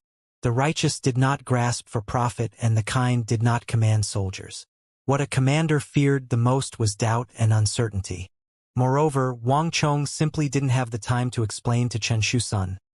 Nor was there any need to explain. Cavalry master archers, get ready. Stand by for my signal. Aye. Chen Shusun stared at Wang Chong's cold back, stamped his foot, and finally hardened his resolve, calling over a messenger. Hiya! The messenger galloped off on his horse to deliver the message. Boom! When Wang Chong's order arrived, the front lines fell into chaos. What's going on? Why do we have to retreat? If we retreat, won't our brothers be in danger? Why does my lord want to do this? Fool! Are you doubting my lord? Don't forget, my lord fought side by side with everyone in Lion City. But why do we have to retreat right now? An order like this at a time like this was like a heavy blow to all these soldiers. They had just paid such a massive price, lost so many brothers, so why were they suddenly retreating? Wouldn't their brothers have died in vain? In an instant, everyone looked toward their commander. Their commander was pale, his mind caught up in a struggle. An order is like a mountain, and all of you know what sort of person General is. Anyone who dares to question General at this point is my enemy. Although I don't know why General is doing this, he must have a reason. The commander hardened his heart and finally made his decision. Pass on the order. Complying with General's order, the entire army will retreat. Rumble. The soldiers of the northeastern region who had lasted for so long suddenly collapsed. All the soldiers, including the shield soldiers, began to withdraw. Although this order had engendered some struggle, doubt, and shock in the soldiers, all the soldiers of Lion City had absolute trust in Wang Fu. But only a few people knew that the person standing on the summit beneath the banner and giving orders was not Wang Fu, but someone else. A good chance. Charge. These fellows can't hold on any longer. Awu! Kill them all. Don't let a single one escape. General has ordered that each kill will be rewarded with 10 heads of sheep or cattle. Wash them away. The Anan Protectorate army can't last. Charge! The Tibetans crazily howled. The Anan Protectorate army had managed to last for so long, its defense practically impervious. But this fierce resistance had only stimulated the Tibetans' killing intent. The Tibetans were famed for their ferocity and courage, and a stronger opponent only increased their desire to subjugate them. Moreover, they were fighting against old rivals, mortal foes. There was no better chance to destroy the Anan Protectorate army. Boom! There was no need for an order as thousands of Tibetans rushed into the breach like water flooding through a sluice gate. They could see the summit in the distance, the Tang commander's tent. As long as they could cut down the banner, the army would crumble. Kai-il! Brash shouts in Tibetan rang through the skies, mixing in with the clomping of hooves and the splashing of rain. The forest of Tibetan scimitars glimmered with a bloody light in the air. Go, hurry! The local commander urged his troops on, his eyes bloodshot from anxiety. How could two legs outrun for? If it wasn't for the fact that the cavalry at the front had already dropped their speed because they were in the middle of battle and the cavalry were charging uphill, all the Tang soldiers would have already been killed. But even so, this full retreat would probably result in the sacrifice of many soldiers. My lord, I hope that your decision is correct. The officer glanced at the summit, his heart bleeding with anxiety. Battles required sacrifice, and there was no doubt that his soldiers had now become this sacrifice. But this was the nature of war. No matter what the truth was, he had no one to blame. He could only hope that everything was worth it. Master archers in front, 500 to 600 steps, scattered fire. Wang Chong gazed emotionlessly at the collapsing formation in the northeast. Twang, twang, twang, twang. A volley of arrows flew through the sky like a cloud of locusts. Horses whinnied as one Tibetan after another dropped to the ground with their horses. Several hundred Tibetan cavalry scattered over a large area fell to the ground, causing the cavalry charge to suddenly slow.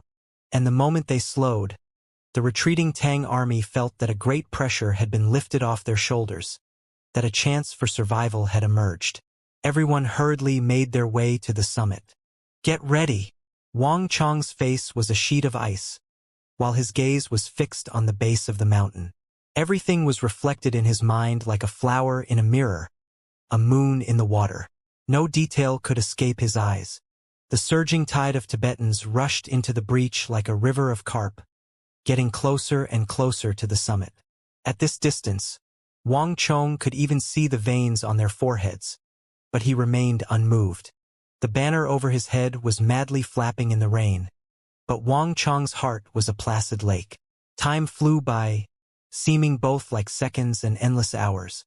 An extremely cold countdown suddenly began on the summit. 3, 2, 1. When he said 1, Wang Chong's golden-armored right hand swung down. Inform Generals Zhang Gaonian, Zhang Ji, and Feng Long to break out of formation and begin to attack the right. Inform Zhao Qian, Huang He, and Fu Long to take up the single-line snake formation. Go! Messenger after messenger galloped away. Boom! In the next moment, just when the arrogant and vicious Tibetans were about to reach the summit, the situation changed. The disorderly and passive army in the north suddenly came to life. Thousands of soldiers in square formation began to move forward like grinding gears. The changes began from the end of the defensive line. Without warning, an infantry square suddenly changed directions, plunging into the flood of Tibetan cavalry like a sharp knife, cleaving it in two. And at the same time, at the summit of the hill, hundreds of massive ballistae were suddenly pushed forward. Not good. It's an ambush. A trap. This is a trap. How despicable. Kill them all. Warhorses whinnied as the first wave of ballista bolts swept through hundreds of Tibetan cavalry. Outside of the formation, the Tibetan forces were too scattered for the ballistae to show their full power. But Wang Chong had intentionally left this gap, a narrow corridor through which the Tibetans would chase down the fleeing soldiers and attempt to break the formation of the Annan Protectorate army. As they charged toward the summit, their army became extremely compact. Moreover, at the same time, the Tibetans were being pushed in by soldiers from the left and right. The Tibetans had originally held the advantage in numbers, but at this moment, the breach that Wang Chong had laid down had allowed him to achieve local superiority. Tens of thousands of soldiers from the Annan Protectorate army had succeeded in surrounding 8,000 to 9,000 Tibetan cavalry. Quickly retreat. Open up a gap so that we can rejoin the main army. Don't let them divide us. Everyone, follow me. A formidable Tibetan commander in the breach had noticed that something was wrong and began to turn around, charging toward the opening. As long as he could widen that opening and meet up with the rest of the army, the trap would fall apart. In addition, as long as they could link up with the main army, the Tang army would be caught in their own trap, would have dug their own graves. Kill them all. You pile of trash, hurry up. Don't let them join together. Quickly. The Tibetans outside the breach were also in a rush, the thousands of cavalrymen filled with rage. No one had expected this to happen. This was a tactic that the Great Tang had never once used before. But they didn't have time to react. Crash! A snake suddenly stabbed into the middle of the army. At this crucial moment, Zhao Qian, Huang He, and Fu Long had completed their single-line snake formation. The two armies layered over each other, forming a double-edged sword. One was aimed inward to lock the Tibetans in the pocket, and the other was faced outward to stop the rest of the Tibetans from charging in. Roar. Bong bong bong. Boom. The situation in the northeast suddenly intensified. One side wanted to save the 8 to 9,000 trapped cavalry, while the other side was doing their utmost to stop them. Both sides were giving it their all, scimitars shining and swords flashing, horses neighing and people screaming, and the rain pouring down to drown everything away. And the shift in the northeast had knock-on effects. When the Tibetans saw how desperate the northeast had become, they all began to shift their forces there to offer their aid. Kill them. We can't let them succeed. The mounted Tibetan commanders pressed their bodies against their horses as they charged toward the trouble zone, their eyes red with bloodlust. This army that had found and chased down the Tang army was only the 70,000-man vanguard. If the Tang succeeded in using this method to eliminate 1/7 of their army, it would be a heavy blow to the rest of the force. And no one knew what sort of punishment the great general and the great minister would give. Let's go. Let's reinforce their position. The situation was urgent, and on the summit, Chen Shusun was getting nervous. Wang Chong's tactics were completely unconventional. Places that others might defend to the death, he had given up without a second thought. Places that others would give up, he firmly insisting on defending. Although this feeling was a little difficult to accept, Chen Shusun was forced to admit that Wang Chong's stratagems had been extremely effective. If they could exterminate these 8,000-some Tibetan soldiers, they could inflict a massive blow on their enemy.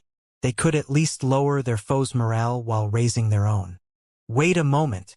Just when Chen Shusun was getting ready to personally enter the fray, Wang Chong told him to stop. Wait a moment. Now is not the time for you to go. Wang Chong calmly said, though his gaze never once glanced in Chen Shusun's direction. But, in the current situation, we have to eliminate those 8,000 Tibetans as quickly as possible. Otherwise, we'll have a disaster on our hands, Chen Shusun worriedly said.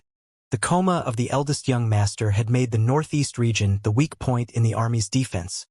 But now, Wang Chong had managed to completely reverse the tides. A weak point had become an advantage, and if it was exploited well, the Tibetans would lose 8 or 9,000 of their number. Though this wasn't a crippling wound to the 200,000-man army of the Ngari royal lineage, it also wasn't a small wound.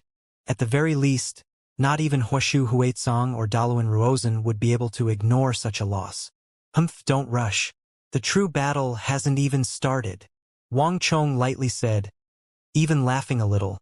But in this intense battle, there was no warmth, only a sense of incredible weight. When Chen Shusun heard Wang Chong's words, his eyes narrowed. Hasn't even started. Chen Shusun glanced at the pitched battle taking place below, and contrasted it with the sneer on Wang Chong's lips.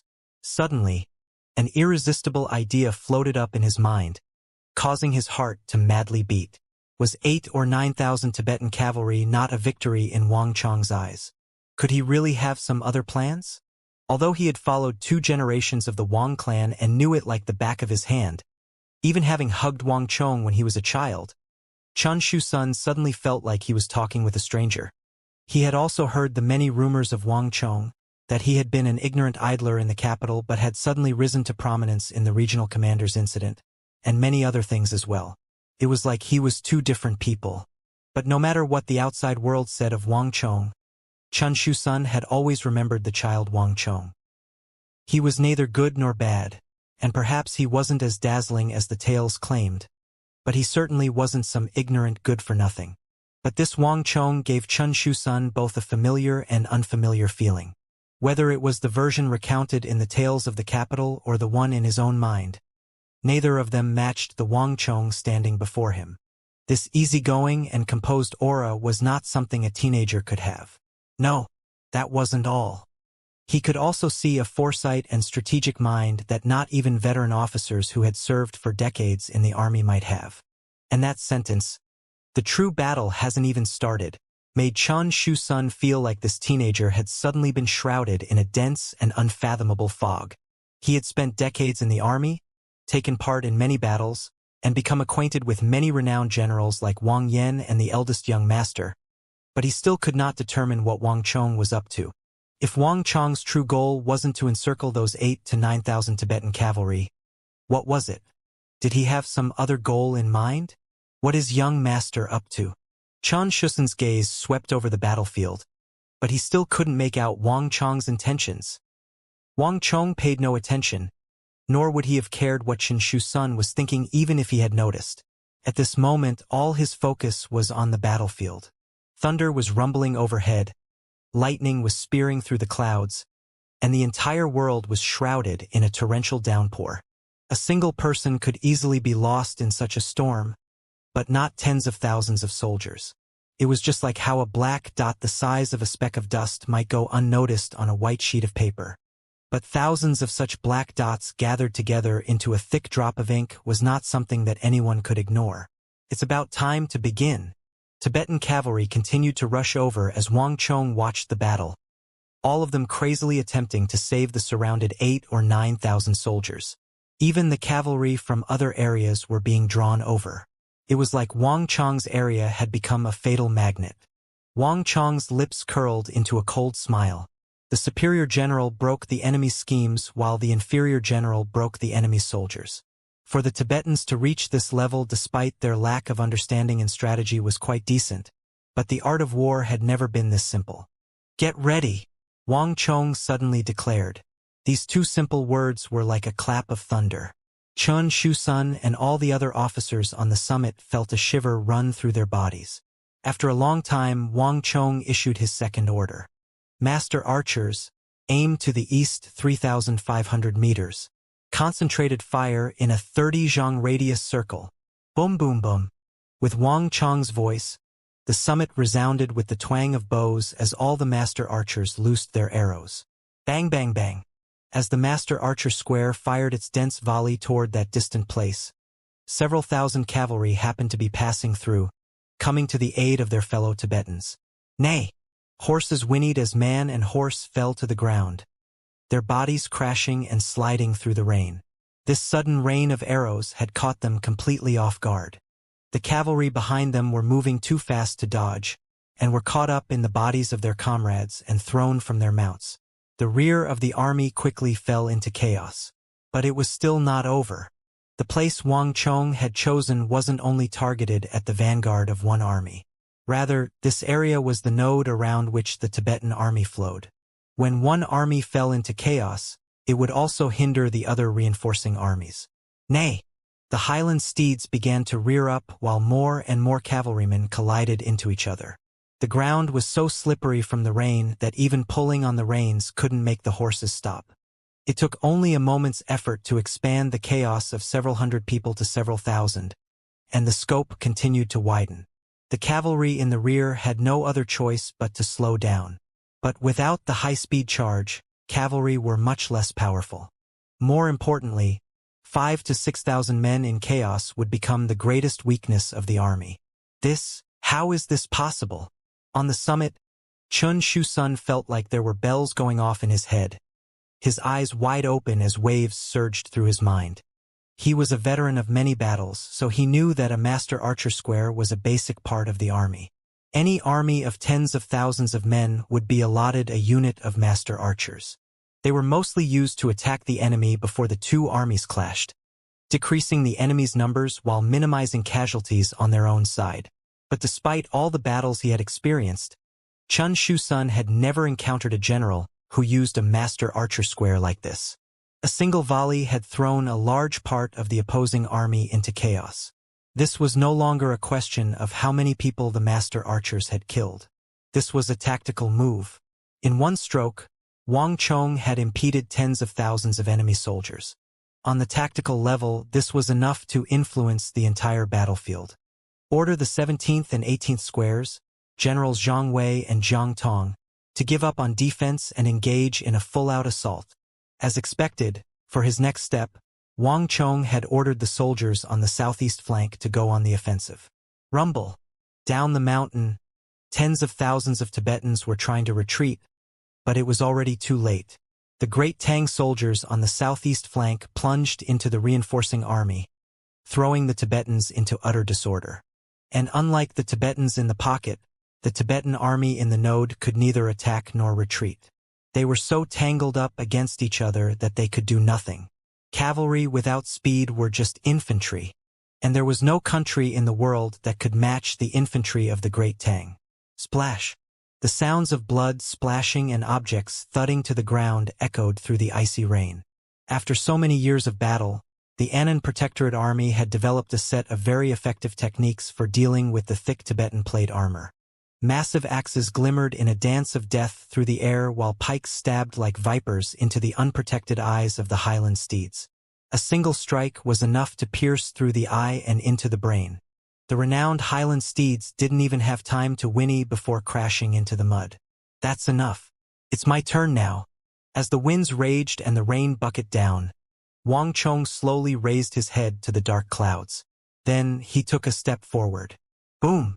This step shook the mountains, and with this step, Wang Chong finally unleashed the bane of the battlefield. With Wang Chong at the center, ripples began to sweep through the battlefield. The battle had reached its most critical point, and it was now time to put down the piece that could decide victory and defeat. Rumble! Invisible ripples spread in every direction, enveloping the entire army. By now, Wang Chong's bane of the battlefield halo was able to cover an extremely astonishing area. Moreover, the geography of the mountains meant that the soldiers were tightly packed together, increasing the effectiveness of the halo. Notice! The halo has been activated. Starting now, the death of every enemy soldier in the bounds of the halo will strengthen user's halo. A familiar voice piped up in his ear. A faint smile crept onto Wang Chong's lips, and no surprise could be seen on his face. In this period of time, Wang Chong had understood a certain rule. If he wanted to get stronger through war, he would have to become the highest commander of a particular army, and it had to be an army that completely belonged to him. The other method was to expand his halo. Weakening enemies in the boundary of the halo was equivalent to him personally taking part in the battle, which would allow him to increase his strength through battle. Buzz! Although none of the Tang soldiers felt anything as the halo passed over them, the Tibetans immediately noticed that something was wrong. What's wrong? Why did my halo get so weak?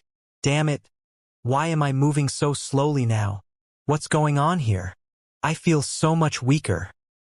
The Tibetans had already been in chaos, and this sudden decrease in strength, speed, and dexterity threw them into absolute panic. What people feared the most was not a formidable opponent, nor was it being outnumbered by the enemy. What they feared was unknown power. Wang Chong's bane of the battlefield did not increase the strength of his own side, so the Tang soldiers didn't sense it. But the way it weakened the strength of his enemies was not an effect seen in any other halo. At the very least, no such halo existed in all of the Great Tang or the foreign countries that surrounded it. No one had ever even imagined such an effect. And Wang Chong's halo was also unique in that it didn't have any particularly special manifestation and was very difficult to detect. The shroud offered by the downpour made such a task even more impossible. Rumble! There was no time to think. As the Anan Protectorate Army began to attack, the battlefield underwent an unexpected transformation. For the first time in this battle, the Anan Protectorate Army possessed the absolute advantage. Crash! The soldiers collapsed like a toppling mountain. If one looked down from the peaks of this mountain range, one could easily make out that the Tibetans had been divided into two, both their belly and back exposed. The pocket that Wang Chong had created contained around 8,000 enemy soldiers, and on the main battlefield, Wang Chong had thrust a knife into the node around which the Tibetan reinforcements intersected.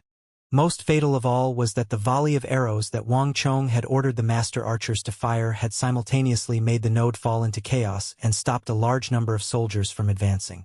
Thus, even though the Tibetans had an astonishing number of troops, they were prevented from bringing them to bear due to the blockade ahead of them. Nay! The Highland steeds whinnied as they fell to the ground. The Tang axe soldiers often needed only a single blow of their axes to cut down these horses. While another Tibetan might try to hack at them with their scimitar, a separate Tang soldier would be there to force the attacker back with a single punch. In terms of individual strength, the Tang soldiers had become unstoppable, with the Tibetans not even able to last a single round. For some inexplicable reason, the courageous and fierce Tibetans had suddenly become much weaker. I can't believe it! When did I get so strong? A shield soldier looked at his fist in wonder. In all his time defending Lion City, he had never been able to dismount a Tibetan horseman with just a single punch. Ha ha ha! This is all the Tibetans amount to. A spearman excitedly thrust his spear through the head of his opponent's horse, through the chink in the horseman's armor and into his neck. He also didn't understand what had happened just now, but he did know that the fast and nimble Tibetans had suddenly become much slower. The spearman watched with eyes wide as an opponent's scimitar brushed past, letting him finish off the opponent and completely run him through. No matter what had happened, there was no doubt that he had succeeded. Similar things were taking place all across the battlefield. The strength of the Annan Protectorate soldiers had been almost equal at the start, but now the Annan Protectorate army clearly held the advantage, suppressing their foes. Ha ha ha, brothers, kill! It's time for the Annan Protectorate army to take its revenge. Kai-il! Cries of slaughter resounded through the skies as the Annan Protectorate army rallied. All the gloominess accumulated over this long campaign was swept away in an instant, and all the soldiers, the shield men, saber men, axe men, and spearmen, began a full-out advance. Something's wrong. The Tang soldiers noticed nothing wrong, but the Tibetan commanders immediately noticed that something was off. Amongst the vast sea of Tibetan cavalry, a particularly powerful Tibetan general raised his eyebrows as he subconsciously turned his bright eyes to the summit. Wang Chong's bane of the battlefield had not only affected the northeast region, but the entire battlefield. Just a few moments ago, he had clearly sensed the subordinates around him weakening. However, Wang Chong's bane of the battlefield had no effect on generals, so he had no idea what had happened. What's this? What's going on here? Those bright eyes surveyed the battlefield, quickly settling on the northeast region. Logically speaking, the number of troops gathered around the northeast mountains should have given them the absolute advantage, but in actuality, the Tang army held the advantage. There was nothing normal about this situation. Hiya! A cold light flashed through his eyes as the Tibetan general suddenly turned his horse around and urged it to gallop toward the northeast. Northeast region, left wing, 4,500 meters. Right wing, 1,800 meters. Fire! At the same time, at the top of the mountain overlooking the northeast region, the golden-armored Wang Chong stood under the flapping banner, his voice cold and flat. Twang twang twang.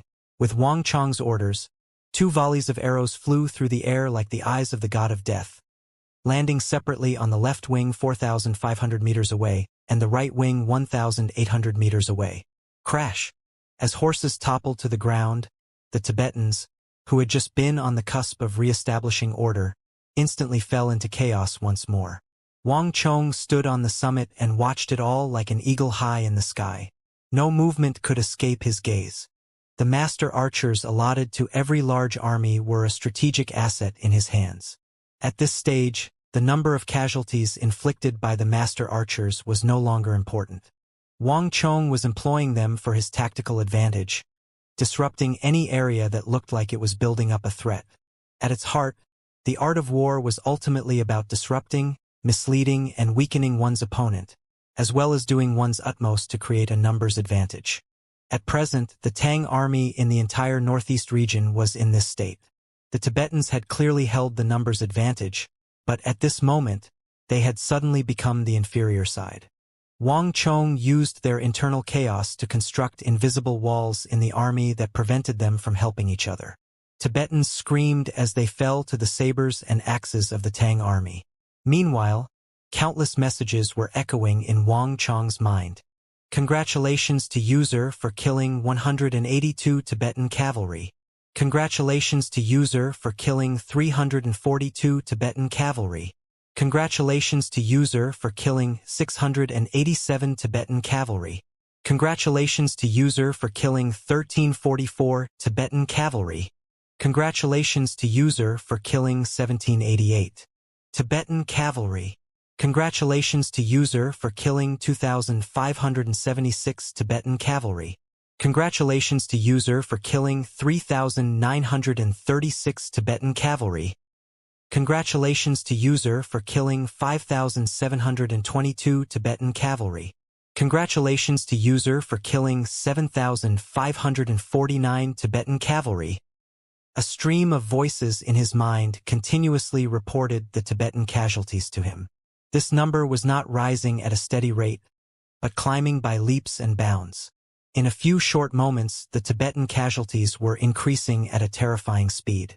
The winds swept across the summit, the energy carried by each dead Tibetan warrior flowing through the air to enter Wang Chong's body.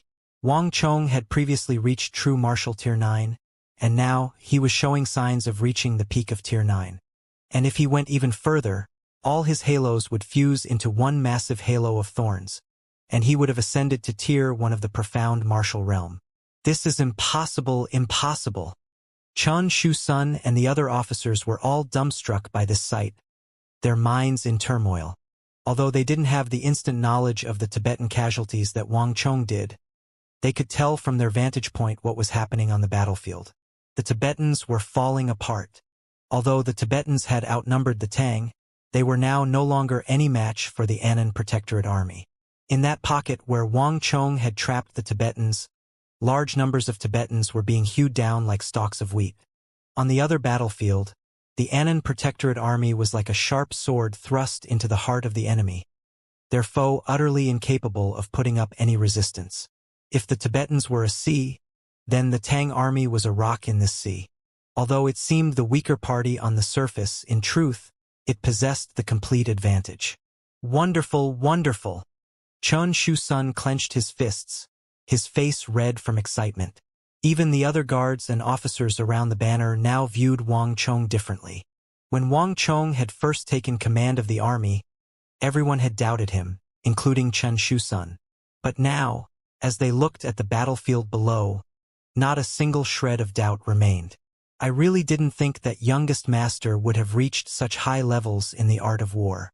Even if eldest young master were awake and still here, he wouldn't be able to compare. There's still hope for the army yet. Chen Shu-sun was inwardly ecstatic. The scene before him was not something any of the officers could have imagined in their wildest dreams.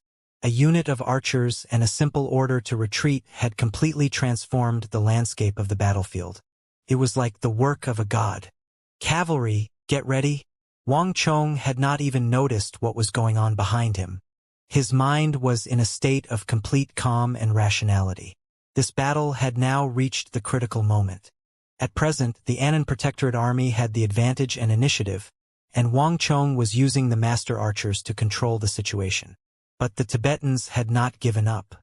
As long as Wang Chong could break this final resistance, the 70,000 Tibetans would be thoroughly routed, the entire army crumbling to pieces. Nay! All the cavalry trotted to Wang Chong's side, all of them looking down the mountain, their bodies exuding a powerful will to fight. This war involved 3 great empires and almost 1 million soldiers. For the first time, they were seeing the light of hope. After many days of fierce battle, this tiny sliver of hope was extremely important to the exhausted army. The summit was quiet, with no sound except the falling of the rain and the flapping of the banner. This dreadful silence reigned as everyone waited for Wang Chong's order. No one realized that their initial doubt and unease had already transformed into absolute trust toward Wang Chong. Come out! Come out! I don't believe that you'll do nothing, Wang Chong thought as he looked down the mountain. The sword-fanged beast, Xianxia, was one of the Ngari royal lineage's 5 tiger generals, and there was also the crown prince of Mengshi Zhao, Fengjie. Both of these were brilliant individuals who couldn't be underestimated. They might not have been as dazzling as Daluan Ruozhen, Huashu Huizong, or Zheluo Feng, but they still had extremely important roles. One could say that the bitter defeat of the Annan Protectorate army was directly related to them. Wang Chong didn't believe that Fengjie and Xianxia would just sit back and watch as he pushed the Tibetans in the northeast to the brink of defeat. A general always had to keep their attention on the entire battlefield. If Fengjie and Xianxia couldn't even do that, then Wang Chong had overestimated them. All that's left is to wait and see when the two of you react, Wang Chong thought. Wang Chong didn't have to wait long. There was a peal of thunder, and the ground to the southeast suddenly began to quake, the thunderous stampede of horses even drowning out the rain. The neighing of the highland steeds managed to travel far despite the rain and thunder. Kai-il! Almost deafening cries came from the distance. In the blink of an eye, an army of Tibetan cavalry came galloping over from the distance, their momentum astonishing, their aura and energy far surpassing those of ordinary Tibetan cavalry. General has ordered that those who kill Tang soldiers will live, and those who retreat will be executed. A fierce messenger held aloft his scimitar, charging out of the rain like a white ray of light, his voice ruthless beyond compare. Royal Guardsmen, receive this order. Any who retreat are to be executed. Roar. Responding to that messenger was a heaven-shaking roar of brutality. The muscular and imposing Tibetan Royal Guardsmen suddenly dismounted, unsheathed their bright scimitars, and stood in a row, all of their weapons aimed at the summit. For all these Tibetans who outnumbered their foe to be in such chaos, all of them like aimless houseflies and desperately trying to retreat, was an utter disgrace to the strength-worshipping Tibetans. While the Royal Guardsmen dismounted, the new wave of thousands of Tibetan reinforcements transformed into a flood that charged at maximum speed toward the summit. Not good. It's dangerous. On the summit, under the massive banner, Chun Shu-sun became nervous. Although his understanding of the art of war was inferior to Wang Chong's, Chun Shu-sun was still a veteran officer. Although the Tang army held the initiative, this had been the result of the tactics and formations that Wang Chong had utilized. But even the most powerful of tactics and formations had a limit. There was no doubt that the Tang square formations that had gone on the attack had reached their upper limits. If another wave of 8,000 or 9,000 elites arrived, their lines might crumble from the pressure. There's no need to worry.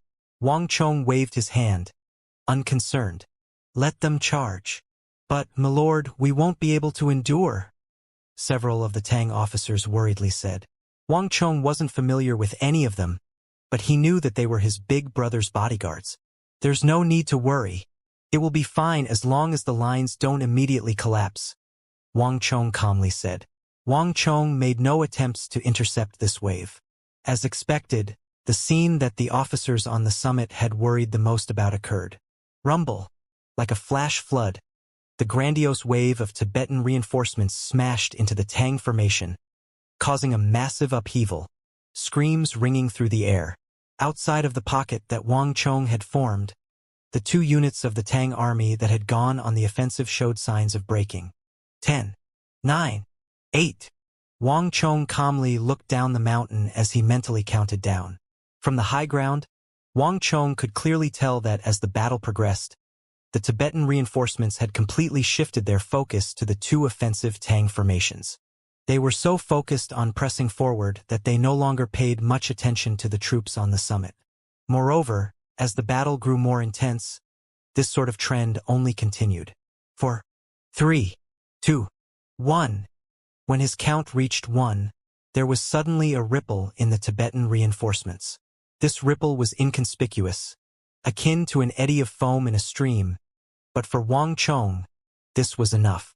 To the southeast, all cavalry, charge. After so long, Wang Chong finally dispatched his precious cavalry. There was an earth-shaking rumble. The cavalry had waited on the summit for this order for far too long, and now that it had been given, all of them were vying to be first. Like a mighty waterfall, they galloped down the summit. Ni-ai! The cries of the horses mixed with the clattering of metal. In a few short moments, the cavalry had reached a terrifying speed. As the cavalry charged, no one noticed Wang Chong take a step forward from under the flapping banner, his eyes flashing. Boom!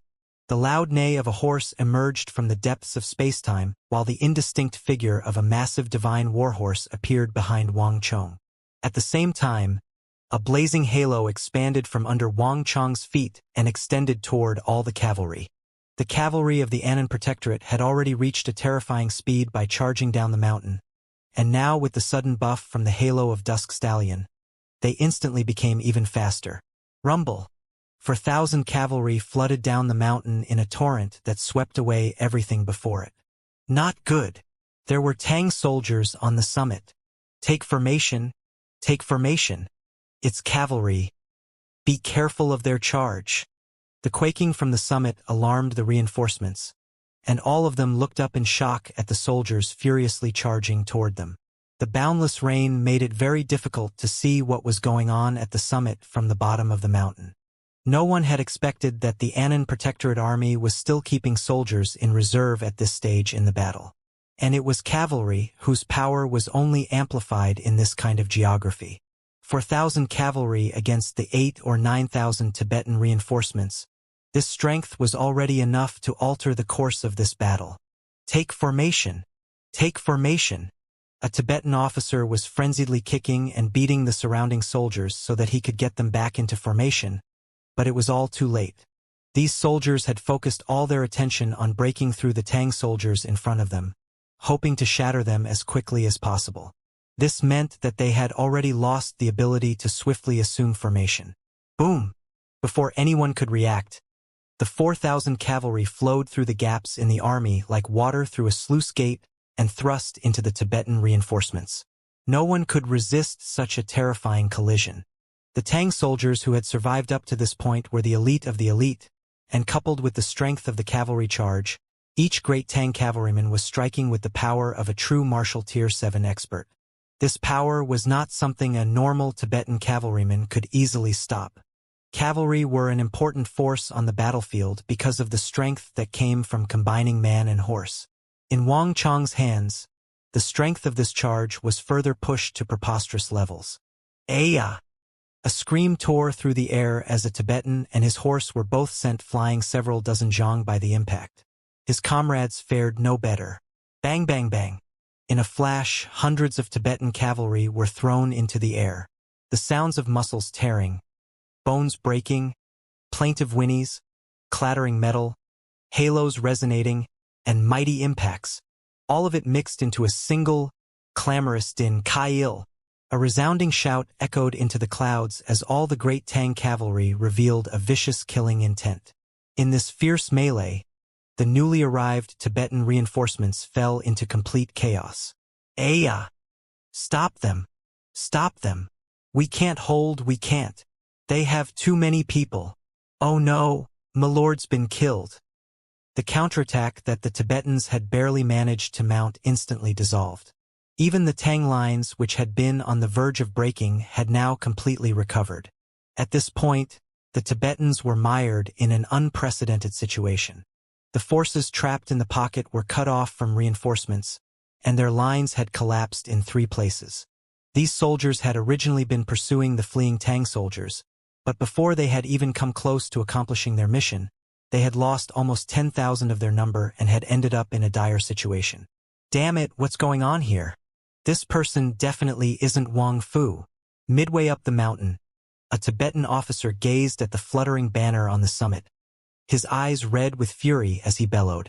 In the entire southwestern Tang army, including the Anan Protectorate army, the only person who presented any sort of threat to the Tibetans was the Wang clan's Wang Fu. That person's talent was something that even Huashu Huizong and Daluan Ruozhen had praised. Yet not even Wang Fu could have this sort of terrifying ability to command and lead. It had taken only a few moments for the tides on the battlefield to be turned. So unprecedented was this feat that it could be called a miracle. At the very least, no one on the Tibetan side had ever thought this possible. And when one considered the fact that the Tibetans had the numbers advantage, this fact was even harder to accept. But whether the Tibetans wanted to accept it or not, the scenario playing out in the northeast and southeast was the complete collapse of the Tibetan line, and this collapse was slowly spreading to the other areas of the battlefield. Congratulations to user for killing 13,961 Tibetans. Congratulations to user for killing 16,733 Tibetans. Congratulations to user for killing 19,927 Tibetans. Congratulations to user for killing 21,966 Tibetans. Congratulations to user for killing 23,459 Tibetans. Congratulations to user for killing 26,796 Tibetans. Wang Chong stood unmoving on the summit as a string of messages flooded through his mind. The power and range of Wang Chong's bane of the battlefield was incessantly increasing, and Wang Chong's already powerful strength was continuing to rise as more Tibetans died. The battlefield was the best forge and the best place to increase one's strength. At least for Wang Chong it was bang, bang, bang. The power of his halos seethed inside his body, beginning to show signs of fusion. Wang Chong began to get a strange feeling, like he was touching a mysterious and indescribable strength that came from the depths of space-time. This feeling was both strange and familiar. This was the strength of the profound martial realm.